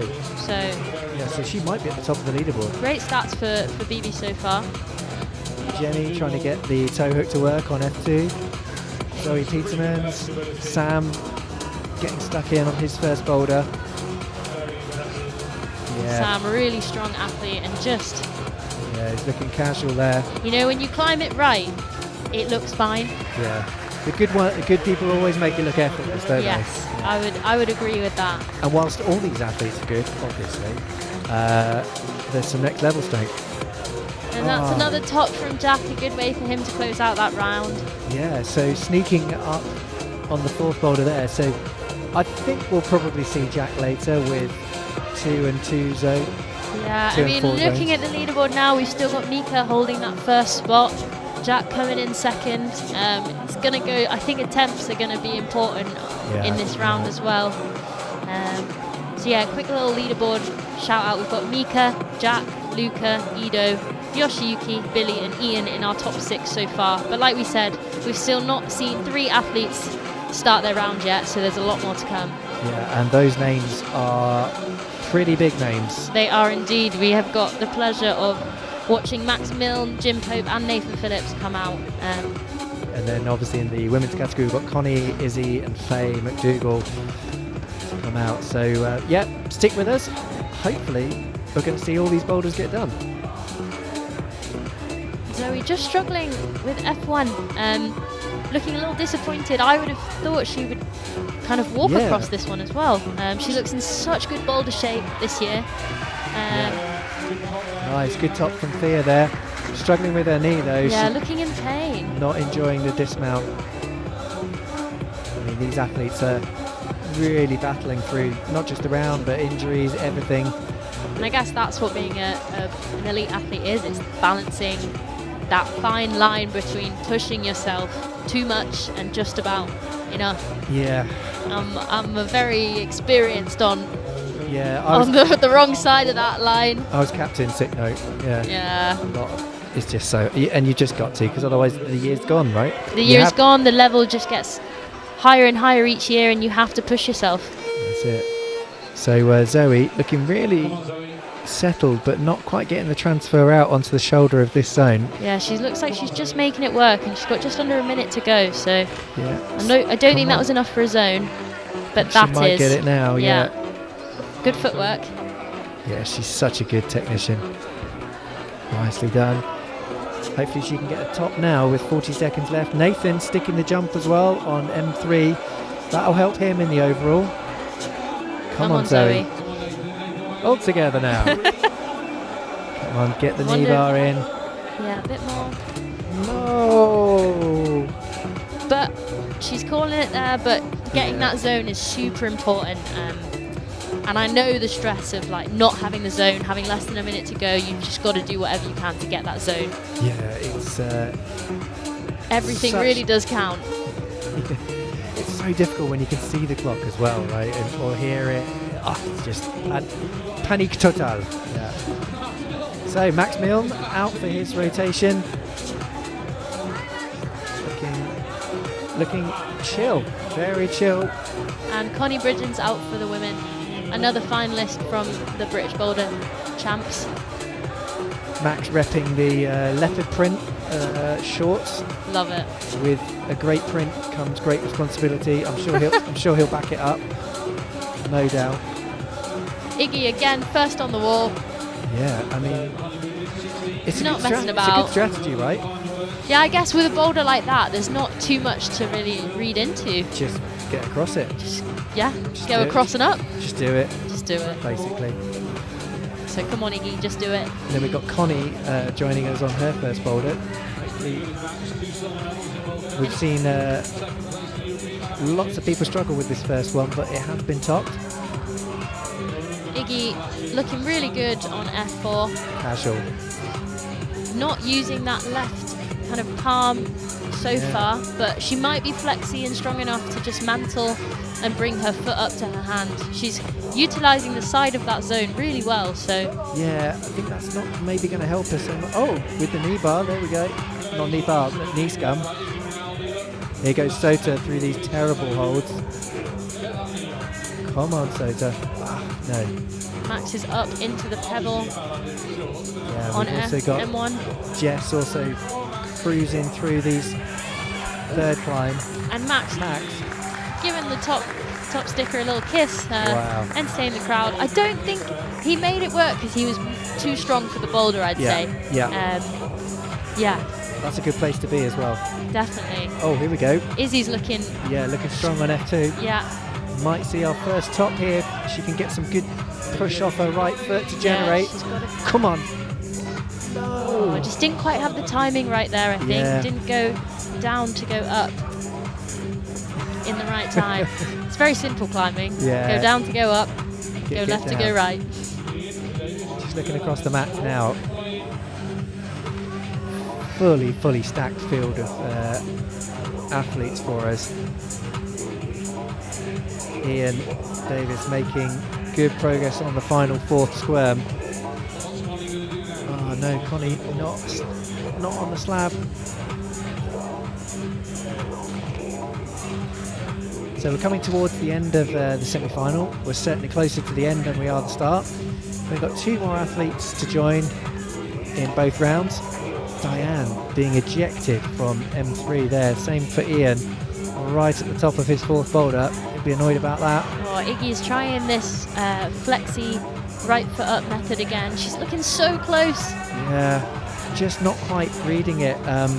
Everyone else who's had success on that boulder has sort of inside palm with the right hand, left hand out in the groove. And that's what we were talking about earlier with tunnel vision. And you know, when you get really close to one method working, it's hard to look outside of that. For sure. To tunnel vision. Yeah, it's not. You're doing good. Thank you. Early 90s references. But she's back on the wall straight away. She's really just repping it out. Yeah, she can. On fourth boulder, nothing to lose now. Just throw yourself at it. Same with Connie on her first boulder. She's out into the groove finally. Diane sticks the jump as well. Come on.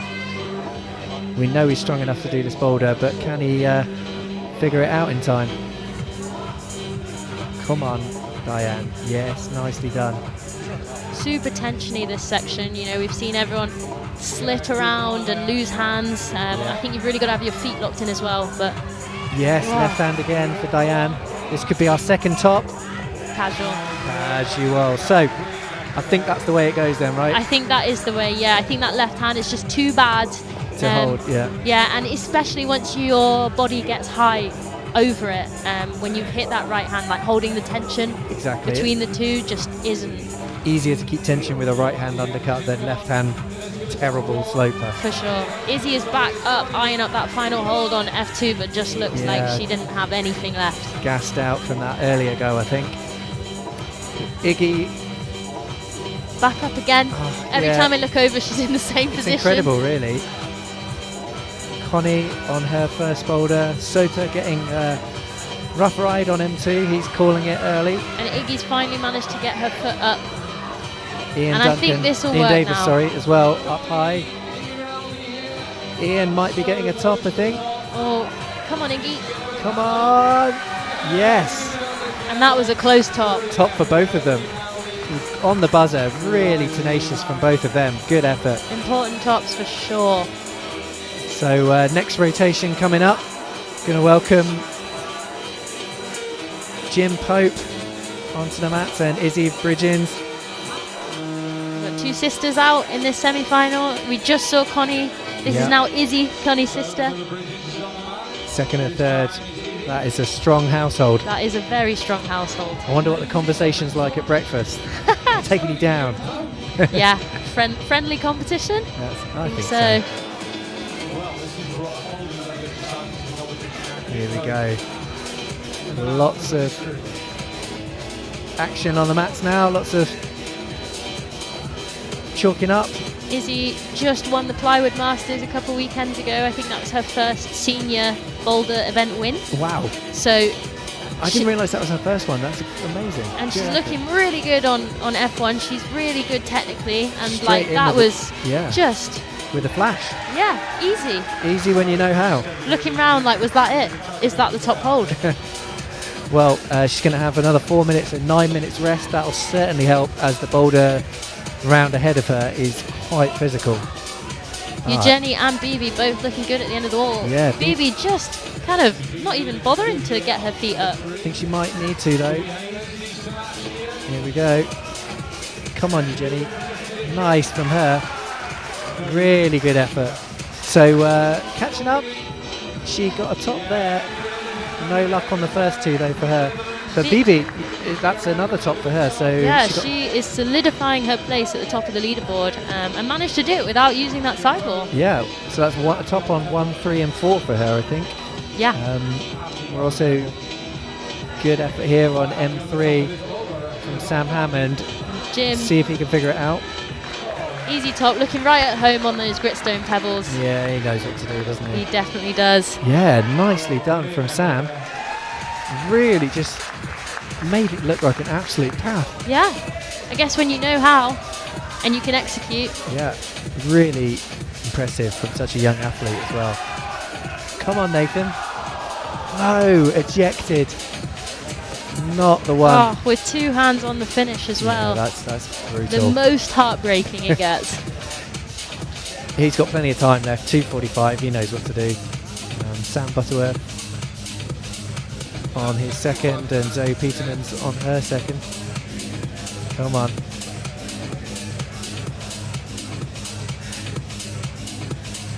So as you can see, not many climbers on the mats. That's an indication that the level of field has stepped up a bit. They're all topping the boulders, so they're getting increased rest rotations. Definitely seeing a lot more tops, although boulder 2 on both sides. Yeah, that's the one. It's not proven easy. It has not relented. The route setters were right that those are the hardest boulders of the round. Only 2 zones on the women's side of things so far, maybe 3 now that Zoe's had her try. And just 3 zones on the men's side as well. Here goes Nathan, making real progress again on the red groove on M4.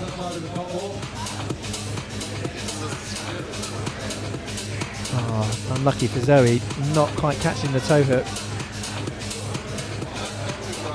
Sam Butterworth pulling on to these terrible, terrible holds. Come on, Sam. Definitely strong enough to do this climb. Just needs to get the execution right. Oof. Yeah, not quite getting high enough into that left. That's it, not enough hand. pull in. Nathan getting the top, finishing his round strong. Good from him. So 2 tops. Got a shout then, because he also thinks secured a zone on the 3rd from memory. Zoe Petermans, here we go. Back up into the zone. Come on, Zoe. Come on. Yeah, nice. Come on, Zoe. Unusual unwind there. Yeah. Got to get the feet in play. Looked like such a hard position to swap feet out of. Yeah, both hands sort of working in opposition to helicopter off. I think she's got enough time to unlock. Well, it would have taken a lot out of her. Only 40 seconds left. Yeah, and I guess our slab was a power slab, so that wouldn't have been. But I think you're right. The pre-placed toe is the checkers. Definitely something I would have tried, I think, had I been on there. Just much more secure, I think, and not particularly enjoying the more dynamic style. I'd always opt for security over low percentage. Come on, Zoe. She's not quite getting all sorts of tangled up. Oh my goodness, that is next level trickery. Pretzeling. Yeah, pretzel. I'm in the pretzel. Yeah, not the best start to this round for Zoe. Yeah, I think she'll be disappointed with the first one. She was so close. I think so too, but I'm confident she can do the 3rd boulder and the 4th. So hopefully she can close this round with some positivity and some tops. So absolutely psyched to see our top qualifiers from yesterday. The OG of the UK comp climbing scene, Nathan Phillips, back out of retirement for a CWIF, and of course Faye McDougall on starting her round out on F1. Yeah, so good to see Nathan back. He's been crushing it outside recently with the first ascent of, was it a long-term project in Switzerland? I think it was 80 plus. I mean, incredible, really. Just now he's got the time to invest in these projects. He was always so strong, especially on the crimpy stuff, but now he's got time on his side, not doing the tour anymore.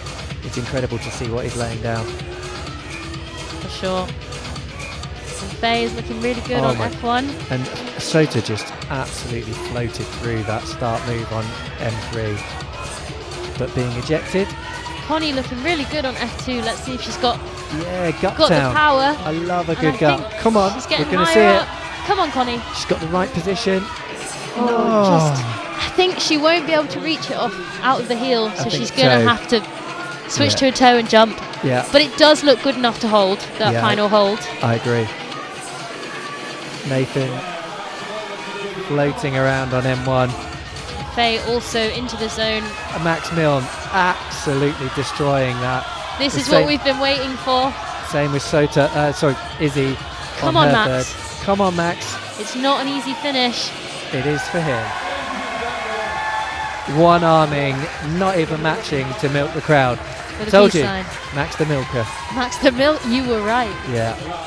Wow. I mean, when Max climbs, I'm often lost for words. Yeah, that is next level strength. Because he's really leveled up.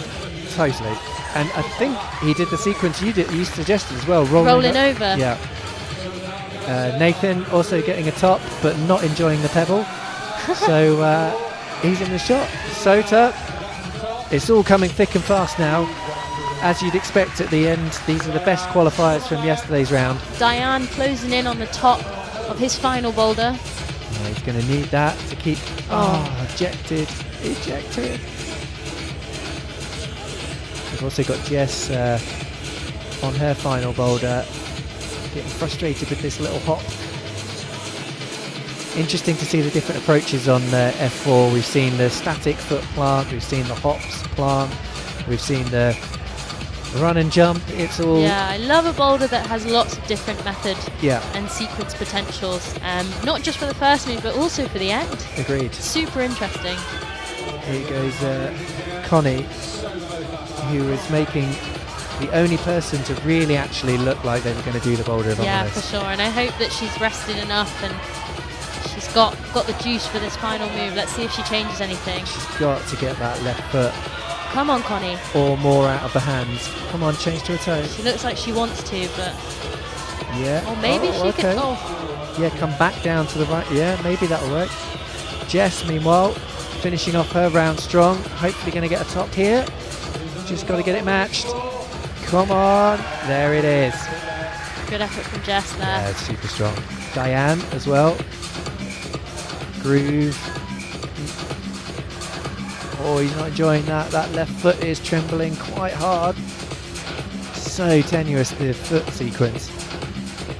Now a bit more comfortable. Now you're standing on... Oh, spoke too soon. Sorry, Diane. Still a minute on the clock. Interesting approaches now. What do you do? Well, for Diane, obviously he's going to keep going. Yeah, full for hell to sure. leather. He's going to need that top, I think, to really secure that place in the final. He's in fourth at the moment, but we've still got... Yeah, but Connie, though, it's difficult. She's still got two really powerful boulders to come. Yeah, and it's just whether she can actually climb a boulder as slow and technical. Even though it's powerful, it is quite faffy with all the toe hooks. In 30 seconds. Yeah. Let's find out. Here we go. Yeah, I think she's just gassed out. She had two max efforts. But in a way, it's good that she fell off the first move and didn't get all the way up to the boulder, use any more energy, and not be rewarded for it. True. Come on, Diane. Finish it off. Crowd getting behind Diane. Everyone loves a buzzer beater. Yeah, he's got to be quick now. Come on, Diane. Come on the buzzer. Fair play. That is really good Wow. effort from him. Looking a bit disheartened, but Hopefully he can reset between, Yeah. he's now top of the leaderboard, so I'm pretty certain we'll see him in the final tonight. yeah, I don't know why he's looking so dejected. Maybe just guess because that's- he wanted to. You want to come out and do it. Yeah, Yeah, and dominate. he's probably thinking about the rest of his season as well. Like, this is True. a testing ground for True. some of our World Cup athletes, and I think that's just the personality type of an elite competitor, isn't it? You're just never quite satisfied. Yeah, You're and always that- looking for ways to improve. Unless I flash all four, I'm not happy. Unless you, yeah, Yeah, exactly. That's basically the position. Yeah. But hopefully Diane can reset and refocus, because he's going to have to put some more good performances in later. Yeah. I'm just looking down at the mats now. I can see Luca Martin's looking up at the board. Really doing the He's maths. Yeah, he's sitting in fourth. So We've got Max still to jump up the leaderboard. we've He's got Jim out there. I know Max is in second place with two in ninth place. Sorry, with 2 tops. Jim just campusing through these terrible holes. Incredible from him. Come on, Jim. He's still got it. Yeah, that is some next level strength. And Sam Butterworth making the jump. Eugenie teetering through as you'd expect on that fourth boulder. Great top from her. Yeah, she's really good at that style, and it's great that she was just able to execute it. Yeah. Come on, Jim. Here goes This- Jim. Getting, He's cresting. he is. He's making it work. Come on. Looking a little powered out now though. Come on, Jim. What? And Oh. Sam looking pretty chiller on M3. Yeah, I mean, Must be one of the quicker tops of. he's really good at that stuff. He is, Because he's so strong, but also really good at the dynamic movement. So for sure. not surprised to see him getting that. Zoe opting for feet first beater Yeah, on F3, which is very strong. and very Zoe. Yeah, I'm surprised to see Izzy though struggling on the start of this second boulder, not establishing. Come on, Zoe though. Plenty of time. She's been on the wall a while though, so gotta keep moving. She's definitely fit though, so I'm confident she's got enough in the tank to finish this one off. Gotta swap over so you can get the left heel in. Yeah, come on Zoe. Come on, Zoe. Nice, she's got the heel in. Nice, staring it down. Come on. Oh, and Oh. she goes left hand. Wow. Just shows how confident she was in that left heel. Yeah. Yeah. I mean, it's a Mega. small. It's a relatively small crimp, but it's But it's positive. in cut. Yeah, it's positive. And she is excellent with her heels, so Yeah, really cool sequence, in fact, the whole way through. So she led with the feet. It's obviously, she kind of climbed it like a route climber, I Yeah. would say. Yeah. But I think she really needed that mentally in this round, so I'm really happy that she managed to. Yeah, because obviously she's been quite disappointed not getting a top on that first one. Obviously not making much progress on 2. And So- she'll know that lots of people have topped F1. Yeah, and so to stand a shot, she's really going to need to top the fourth one, which lots of people have done now. So that is the one to do. Oh, is he sticking the toe? That's good work. Come on. Now she's got it. Only 1 minute 40 left, so it's an awkward sort of time to make that progress, because if you do fall is. now, you've But not got hopefully much time she there. just gets it done, and she's really sitting on that left she heel though. She looks like she's setting up with that right hand quite well to go again. Come on, Izzy. Come on, Izzy. Sister Connie fell on this move. She's got the second Come gap on, in. here we go. Oh, Just didn't quite have the Yeah, power. it's the It's quite a long way. yeah, the extension off that left heel with such bad hands. Yeah, and I is guess really you're difficult. super locked in on those gups. We do have some scores on the screens. They're not quite updated. Diane is actually in first place now, but I'm sure those will update soon. Yeah. But we're starting to get a clearer picture now of what you're going to need. Basically, you need at least 3 in the men's, probably maybe squeeze in 2 and 4 zones potentially. And in the women's category, you're almost certainly going to need to do 3 boulders, I would think. Yeah. Jim just looking a little bit too tired on M2. You could just see how Yeah. he had a big fight on that first go. And also, he's no fool, right? Strategy-wise, he knows that He's nobody- been doing this long enough. He knows what the crack is. He's done the math. He Yeah. knows nobody's done that apart No. from Max. And I think that does show you know, experience helps you to see what's possible and like know what the field is capable of. Yeah. A boulder like that, he's probably come out and been like, yep, I think Max can do that, but I'm not sure about how many other athletes can do it, and so therefore I don't need to really kill myself trying to do it. Keep the gunpowder dry. Yes. Yeah. So we've closed off Boulder 1 now because all the athletes have progressed through. So we've got Faye McDougall and Nathan Phillips, who were the top qualifiers. They're starting their second boulder. And then Max, who it's fair to say has come out and crushed those first 2 boulders. And he's he's definitely made a statement. He's no slouch on the jumping style either, so I'm sure we'll see him top this. Sota finishing off his round over on the right, along with Izzy. Bit of a disappointing round for Sota, I'd say. He's currently sat in 12th. Yeah, he did do the third boulder though, right? Yeah. 1 and 3. He did 1 and 3, yeah. So with a quick top here, he might slingshot himself up quite high actually. It's true, there's still a lot to play for. Connie looking pretty legit through this steep section.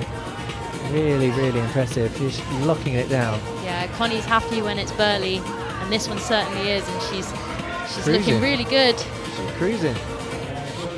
Come on, not getting the heel yet. She's going for the toe. That just shows the extra strength that she's got in the tank. For Yeah, sure. that's impressive. Same for Izzy, get facing out. That's not... It's good for the photographer. We'll see if it's good for her. Yeah, come on Izzy, finish it off. Nicely done. That was quite a... That was a good effort. It was a really good effort. She didn't hold the top hold for very long. Yeah. But we'll see if the judge is happy with it. Here goes Max. And I don't know if the judge is happy with it, you know? I think she might be back around. Yeah, I thought it wasn't long enough for a... Max Milne, though, I mean, has just... He's made it look about the V5. That one wasn't even worth showboating or celebrating. Just like, I didn't even bring my chalk bag. Yeah, Max is waiting for the hard boulders. Yeah. Come on, Faye. Hopefully we're going to see a top of this boulder, because then all the boulders have been topped. This is our last shot. Faye McDougall, you are our last hope. Come on, Faye, looking really good. Yeah, she's got it in the tank, I reckon. Wow. Come on. Come on. Oh. Just a long way to go off of one hand. And the reverse cup, like, good to get a push out, but not so good for a pull up. Yes, yeah, for sure. Izzy is back up at the top of F4 and... Crushing. Yeah. Yeah, should be disappointed not to have got that on the go before, but still, top's the top. Yeah, and really impressive that she was able to come out and execute it straight away afterwards. And no one ever likes seeing someone get like called back out to try a boulder again, but and it's a lot of pressure because you know you can do it, and it almost gets harder when you know you can do it sometimes. Yeah. At least she had plenty of time left. That helps. Nothing worse than being ruled out with, like, I don't know, 50 seconds left. Yes, for sure. Surprising here, Nathan obviously is in such good form outside at the moment, super strong, but not enjoying the crushing of these blues. Wearing, what's fair to say, is a fairly sizable tubey grip. Yes, hopefully. Bit of tennis elbow, golfers, or maybe a fashion statement. Potentially. Let's hope so. Yeah, that's the best. He is a trendsetter. Blazing the trail. Oh, there we go. We've lost the tunes. A bit of feedback on the speakers. So just Nathan and the crowd. Yeah, and the crowd really getting behind Nathan. Oosh, and he almost stuck it that time. Yeah. And we've also got Faye McDougall, who's struggled with this last move, but only had one go. Yeah, minute left on the clock. Here we go. And hopefully the crowd will get behind her even more with the lack of psych tunes. Just us. Just us, but no one can hear. No. But anyway, she's all focused. She's got the crowd. Come on, Faye. Yeah, this is a really technical last move. It is. I think there's a lot of hand potential positions. Come on. Oh. Yeah, just a really long way, I think. Yeah, I'm going to try and catch up with the route setters after to find out what the techers was, because there's normally like just that little bit of trickery that maybe you need to find. Yeah, especially with boulders here. Nathan trying to static and tech his way through this tower boulder. Yeah, not the one, but he's so experienced. He'll know that there's still plenty to pull, and he'll also know probably that only Max has done that, and that's okay. Yes, absolutely. Yeah. I mean, yeah, so far Max is on another level today. He is. He's locked in with his headphones in. He's not even trying. No, I know Max has got big plans for this season. He's really aiming to peak at World Championships in September. So I mean, he's off to a great start.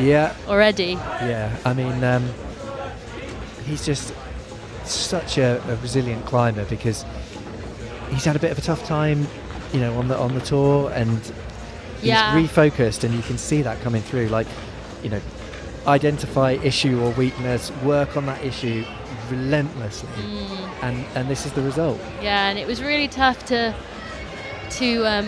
only have 2 spots for the Olympics and not be able to have him there representing GB, but he was the most incredible teammate during that process. I mean, he came out to Paris to support. He was there for myself, Hamish, Toby and Erin, like every step of the way, and you can just see that it's given him so much fire, and he's really using that as motivation now. Yeah, he wants it, doesn't he?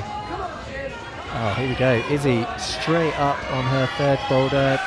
Jim Pope floating away. Zoe definitely needs a top here. Come on, there we go. So it's all coming really, really quickly. That's a really good effort from Izzy. Yeah, Jim being casual. Top. I think, is he going to go left again? He's changed his feet. Oh, yeah. Come on, Jim. Yes. And a great top from Jim. Yeah, nicely done from Jim. And from Zoe as well. We've had 3 very quick tops. Jim looked casual on that there. He had time.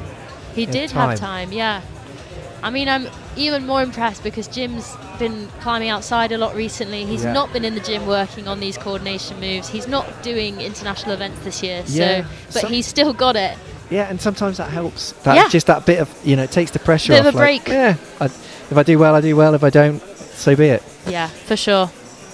So we just got Sam Butterworth now left climbing, who's on his 4th boulder, looking to close out his round.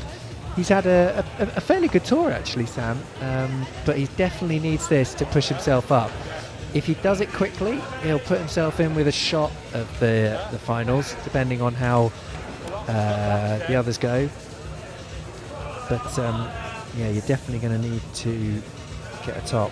Yeah, Max Milne, our only athlete with boulders left to climb, who's already solidified his place in the men's final, sitting pretty in 2nd. So it's just Jim now. Jim and Sam left. Who can knock out Luca, who's, as I said before, was looking a bit twitchy on the mats in 6th. Good effort from him though, because he was out super early in the round. So he really laid a marker for the rest of the guys to follow. Definitely put the pressure on. There goes Sam. So we've got a few seconds left of his rotation.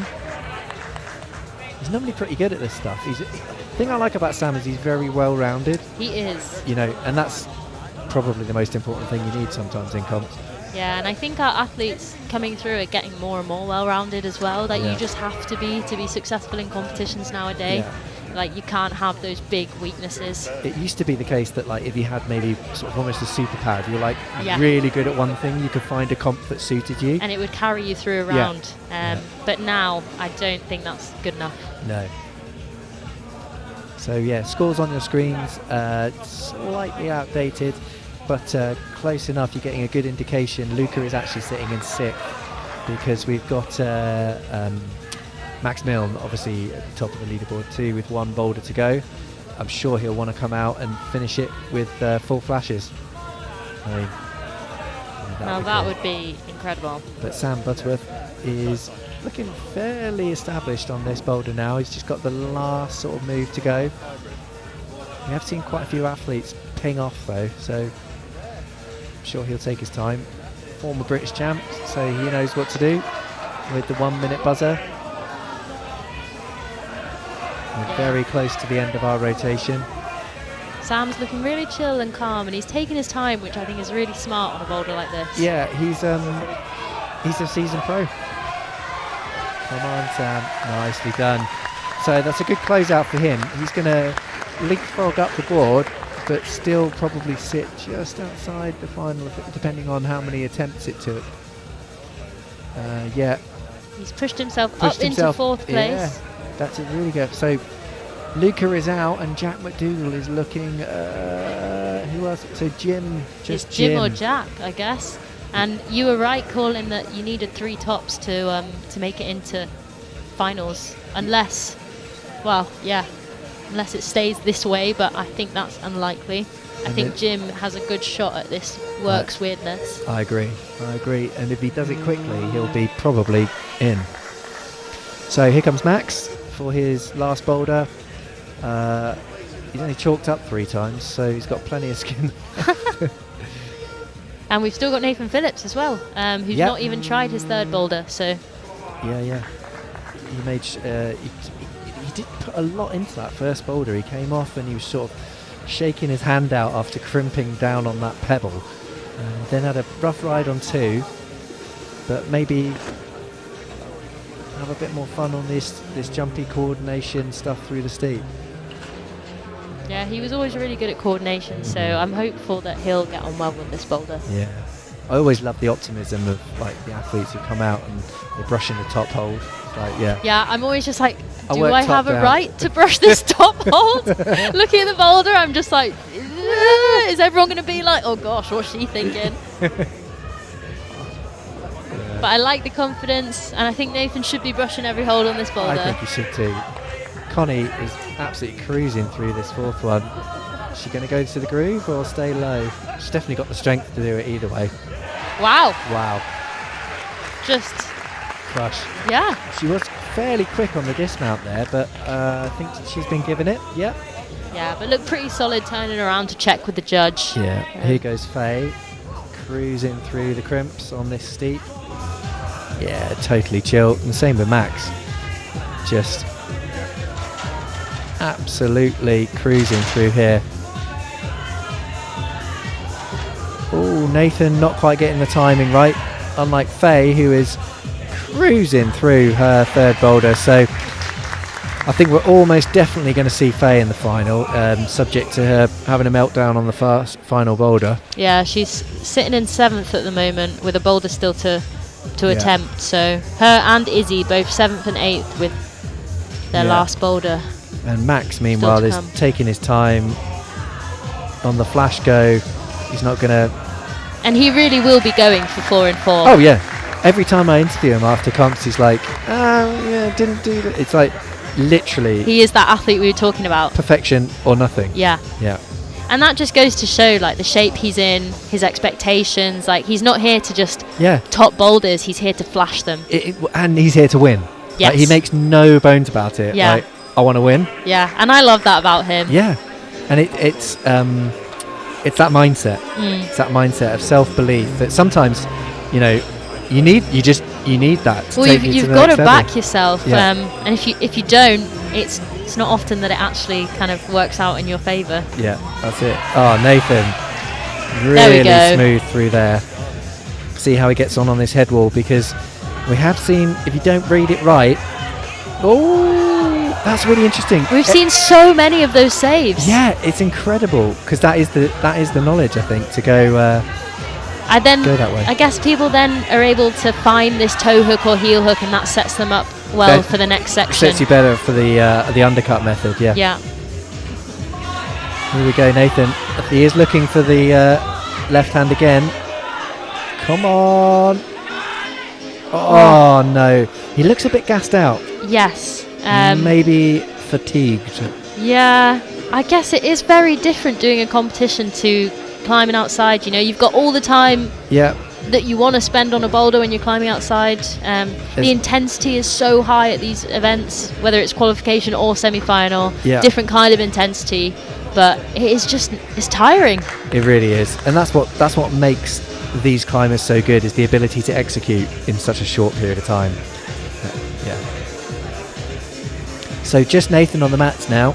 He's used to that though. He's super experienced climber, so he's used to taking it all in. He's not bothered if people are watching. He just wants to do the boulder.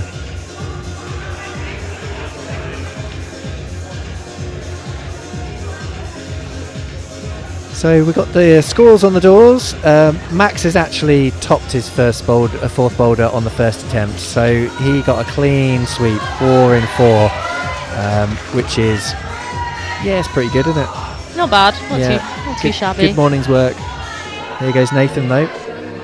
Yeah, casual now, unlocking that sequence. And straight into that toe hook. Yeah, it's like, I know how to do the climb now, so I'll just try and do it, I guess. Yeah. Here we go. Come on, Nate. Left again. Yeah, the main difference is that left foot. He's leaving it dangling. And it's just so much more powerful doing it the way he's trying to do it. If you actually try and use that left foot, initially it holds you back, but then once you're pushing through, you've actually got more momentum from using it. So last couple of climbers on this event, we've got Jim Pope on his final boulder and Izzy about to start hers.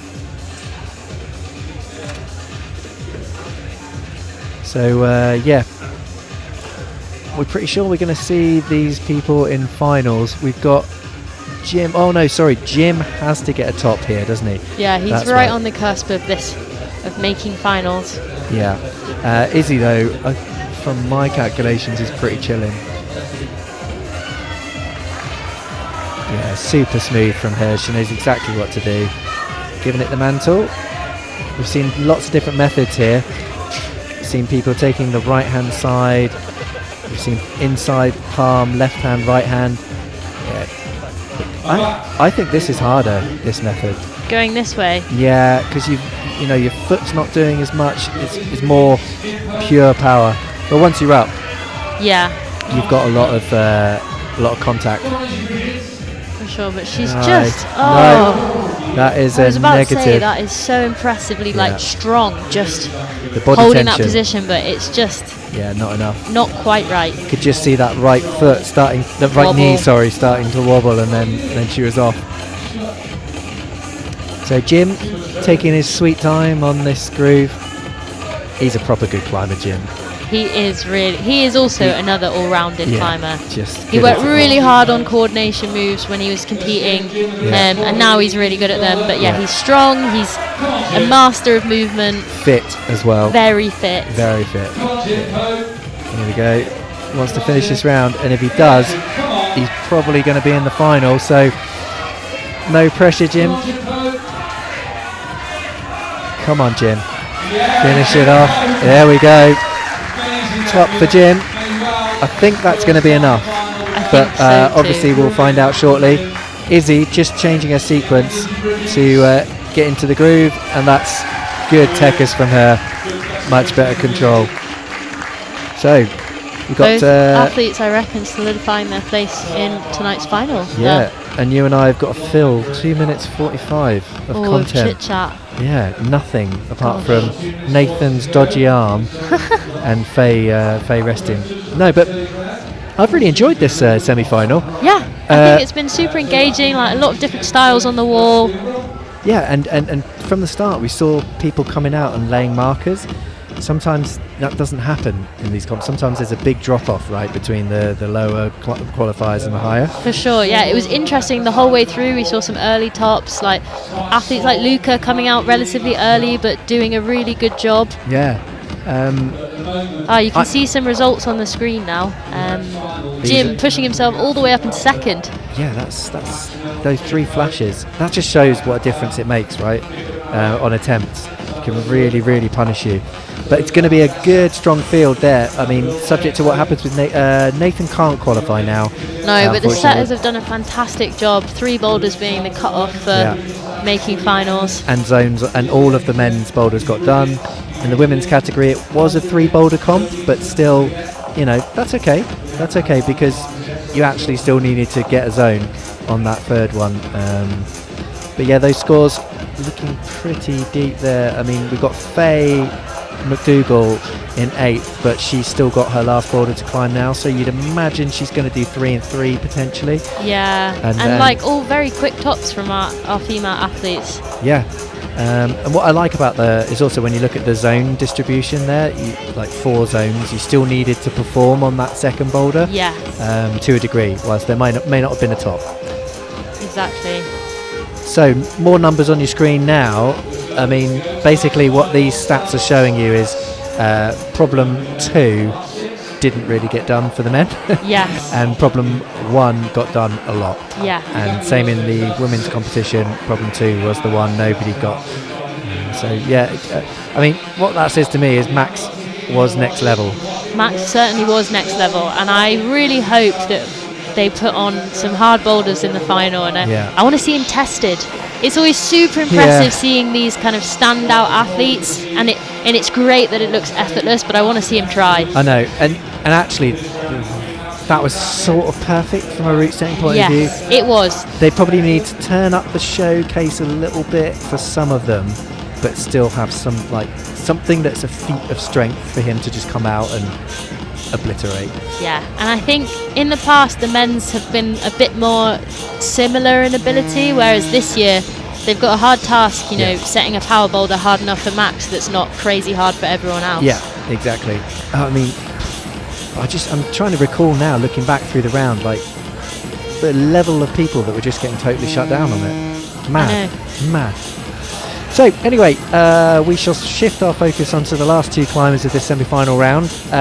Nathan Phillips had a bit of a rough round, unfortunately not topping the second or third boulder. So the top here would make him feel good to close out his round, but not really going to help the overall picture.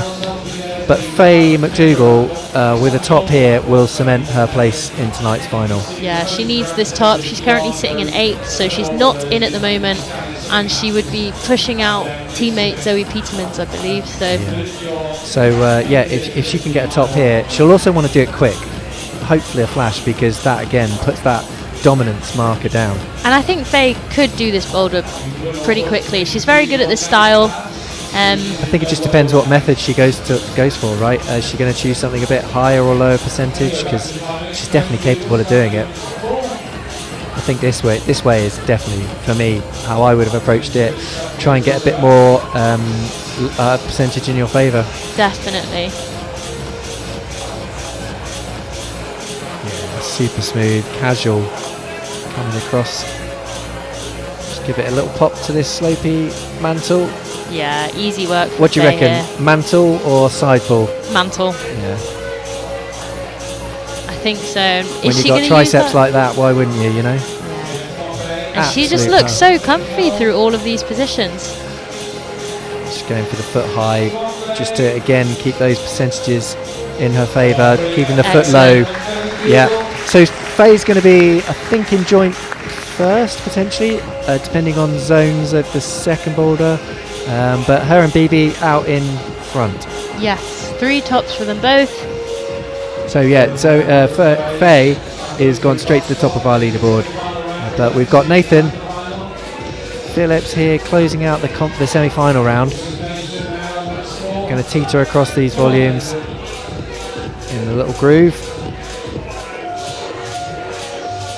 Good to see Nathan coming out of retirement for this. It is, and that's why these events are so much fun. Yeah. You just see such a big spread of people, and it's great that it still attracts professional competitors. Just come for a bit of fun. And that's what it is. It's like the perfect level of challenge and fun. It's good to see people. I mean, it's more fun when you make the final. But it definitely is. CWIF finals is as brutal as it is fun. Yeah. By that point in the competition, you've got barely any skin left, unless you max and you flash everything in the semi. Well, there is that, yeah. But yeah, it is so much fun, and you know there's going to be interesting boulders. So there's Nathan topping out and finishing this semi-final round. The old supercomputer is going to go calculate the results. So we'll get them on your screen, but they're obviously all subject to appeal and terms and conditions apply. But yeah, we pretty much know who's in tonight's final. Top of the men's is Max Milne, then we've got Jim Pope, Diane Akhtar, Mikhail Mauem, Sam Butterworth and Sota topping the board. And then in the women's we've got Faye McDougall, BB, Isabella Edgington, Izzy Bridgens, Eugenie Lee, and Connie Bridgens. So 6 men, 6 women making it through to tonight's final. I think curtains up at 6 p.m. We will find out. But stay tuned. 6 o'clock, I am told in my ear, for tonight's final. So come back to us later, and we will guide you through tonight's final. Yes, I am so excited. Yeah, I think to see what's going to happen, because I think anything can happen really. We've got a world champion, British champion, World Cup medalist, and a wannabe world champion. world champion. Yeah, maybe it's a good. future world champion. So we'll have a bit of a break now for a couple of hours while they're going to take all these grips off, put the new ones on. Some keen beans are straight on the semi-final boulders to try them out. We'll have a tour of the boulders, so hopefully we can provide you with some good insights tonight. I am told there is some 3D modelling of the stuff, like where you can zoom in and do all that jazz. Just to give you a little bit more insight into what these athletes will be tested on. Yeah, and then stay tuned. Come back and see us later for the RAB CWIF 2025 finals. Thanks for listening. See you later, Molly. See you later. Take care. Bye. Bye. You guys almost at the top?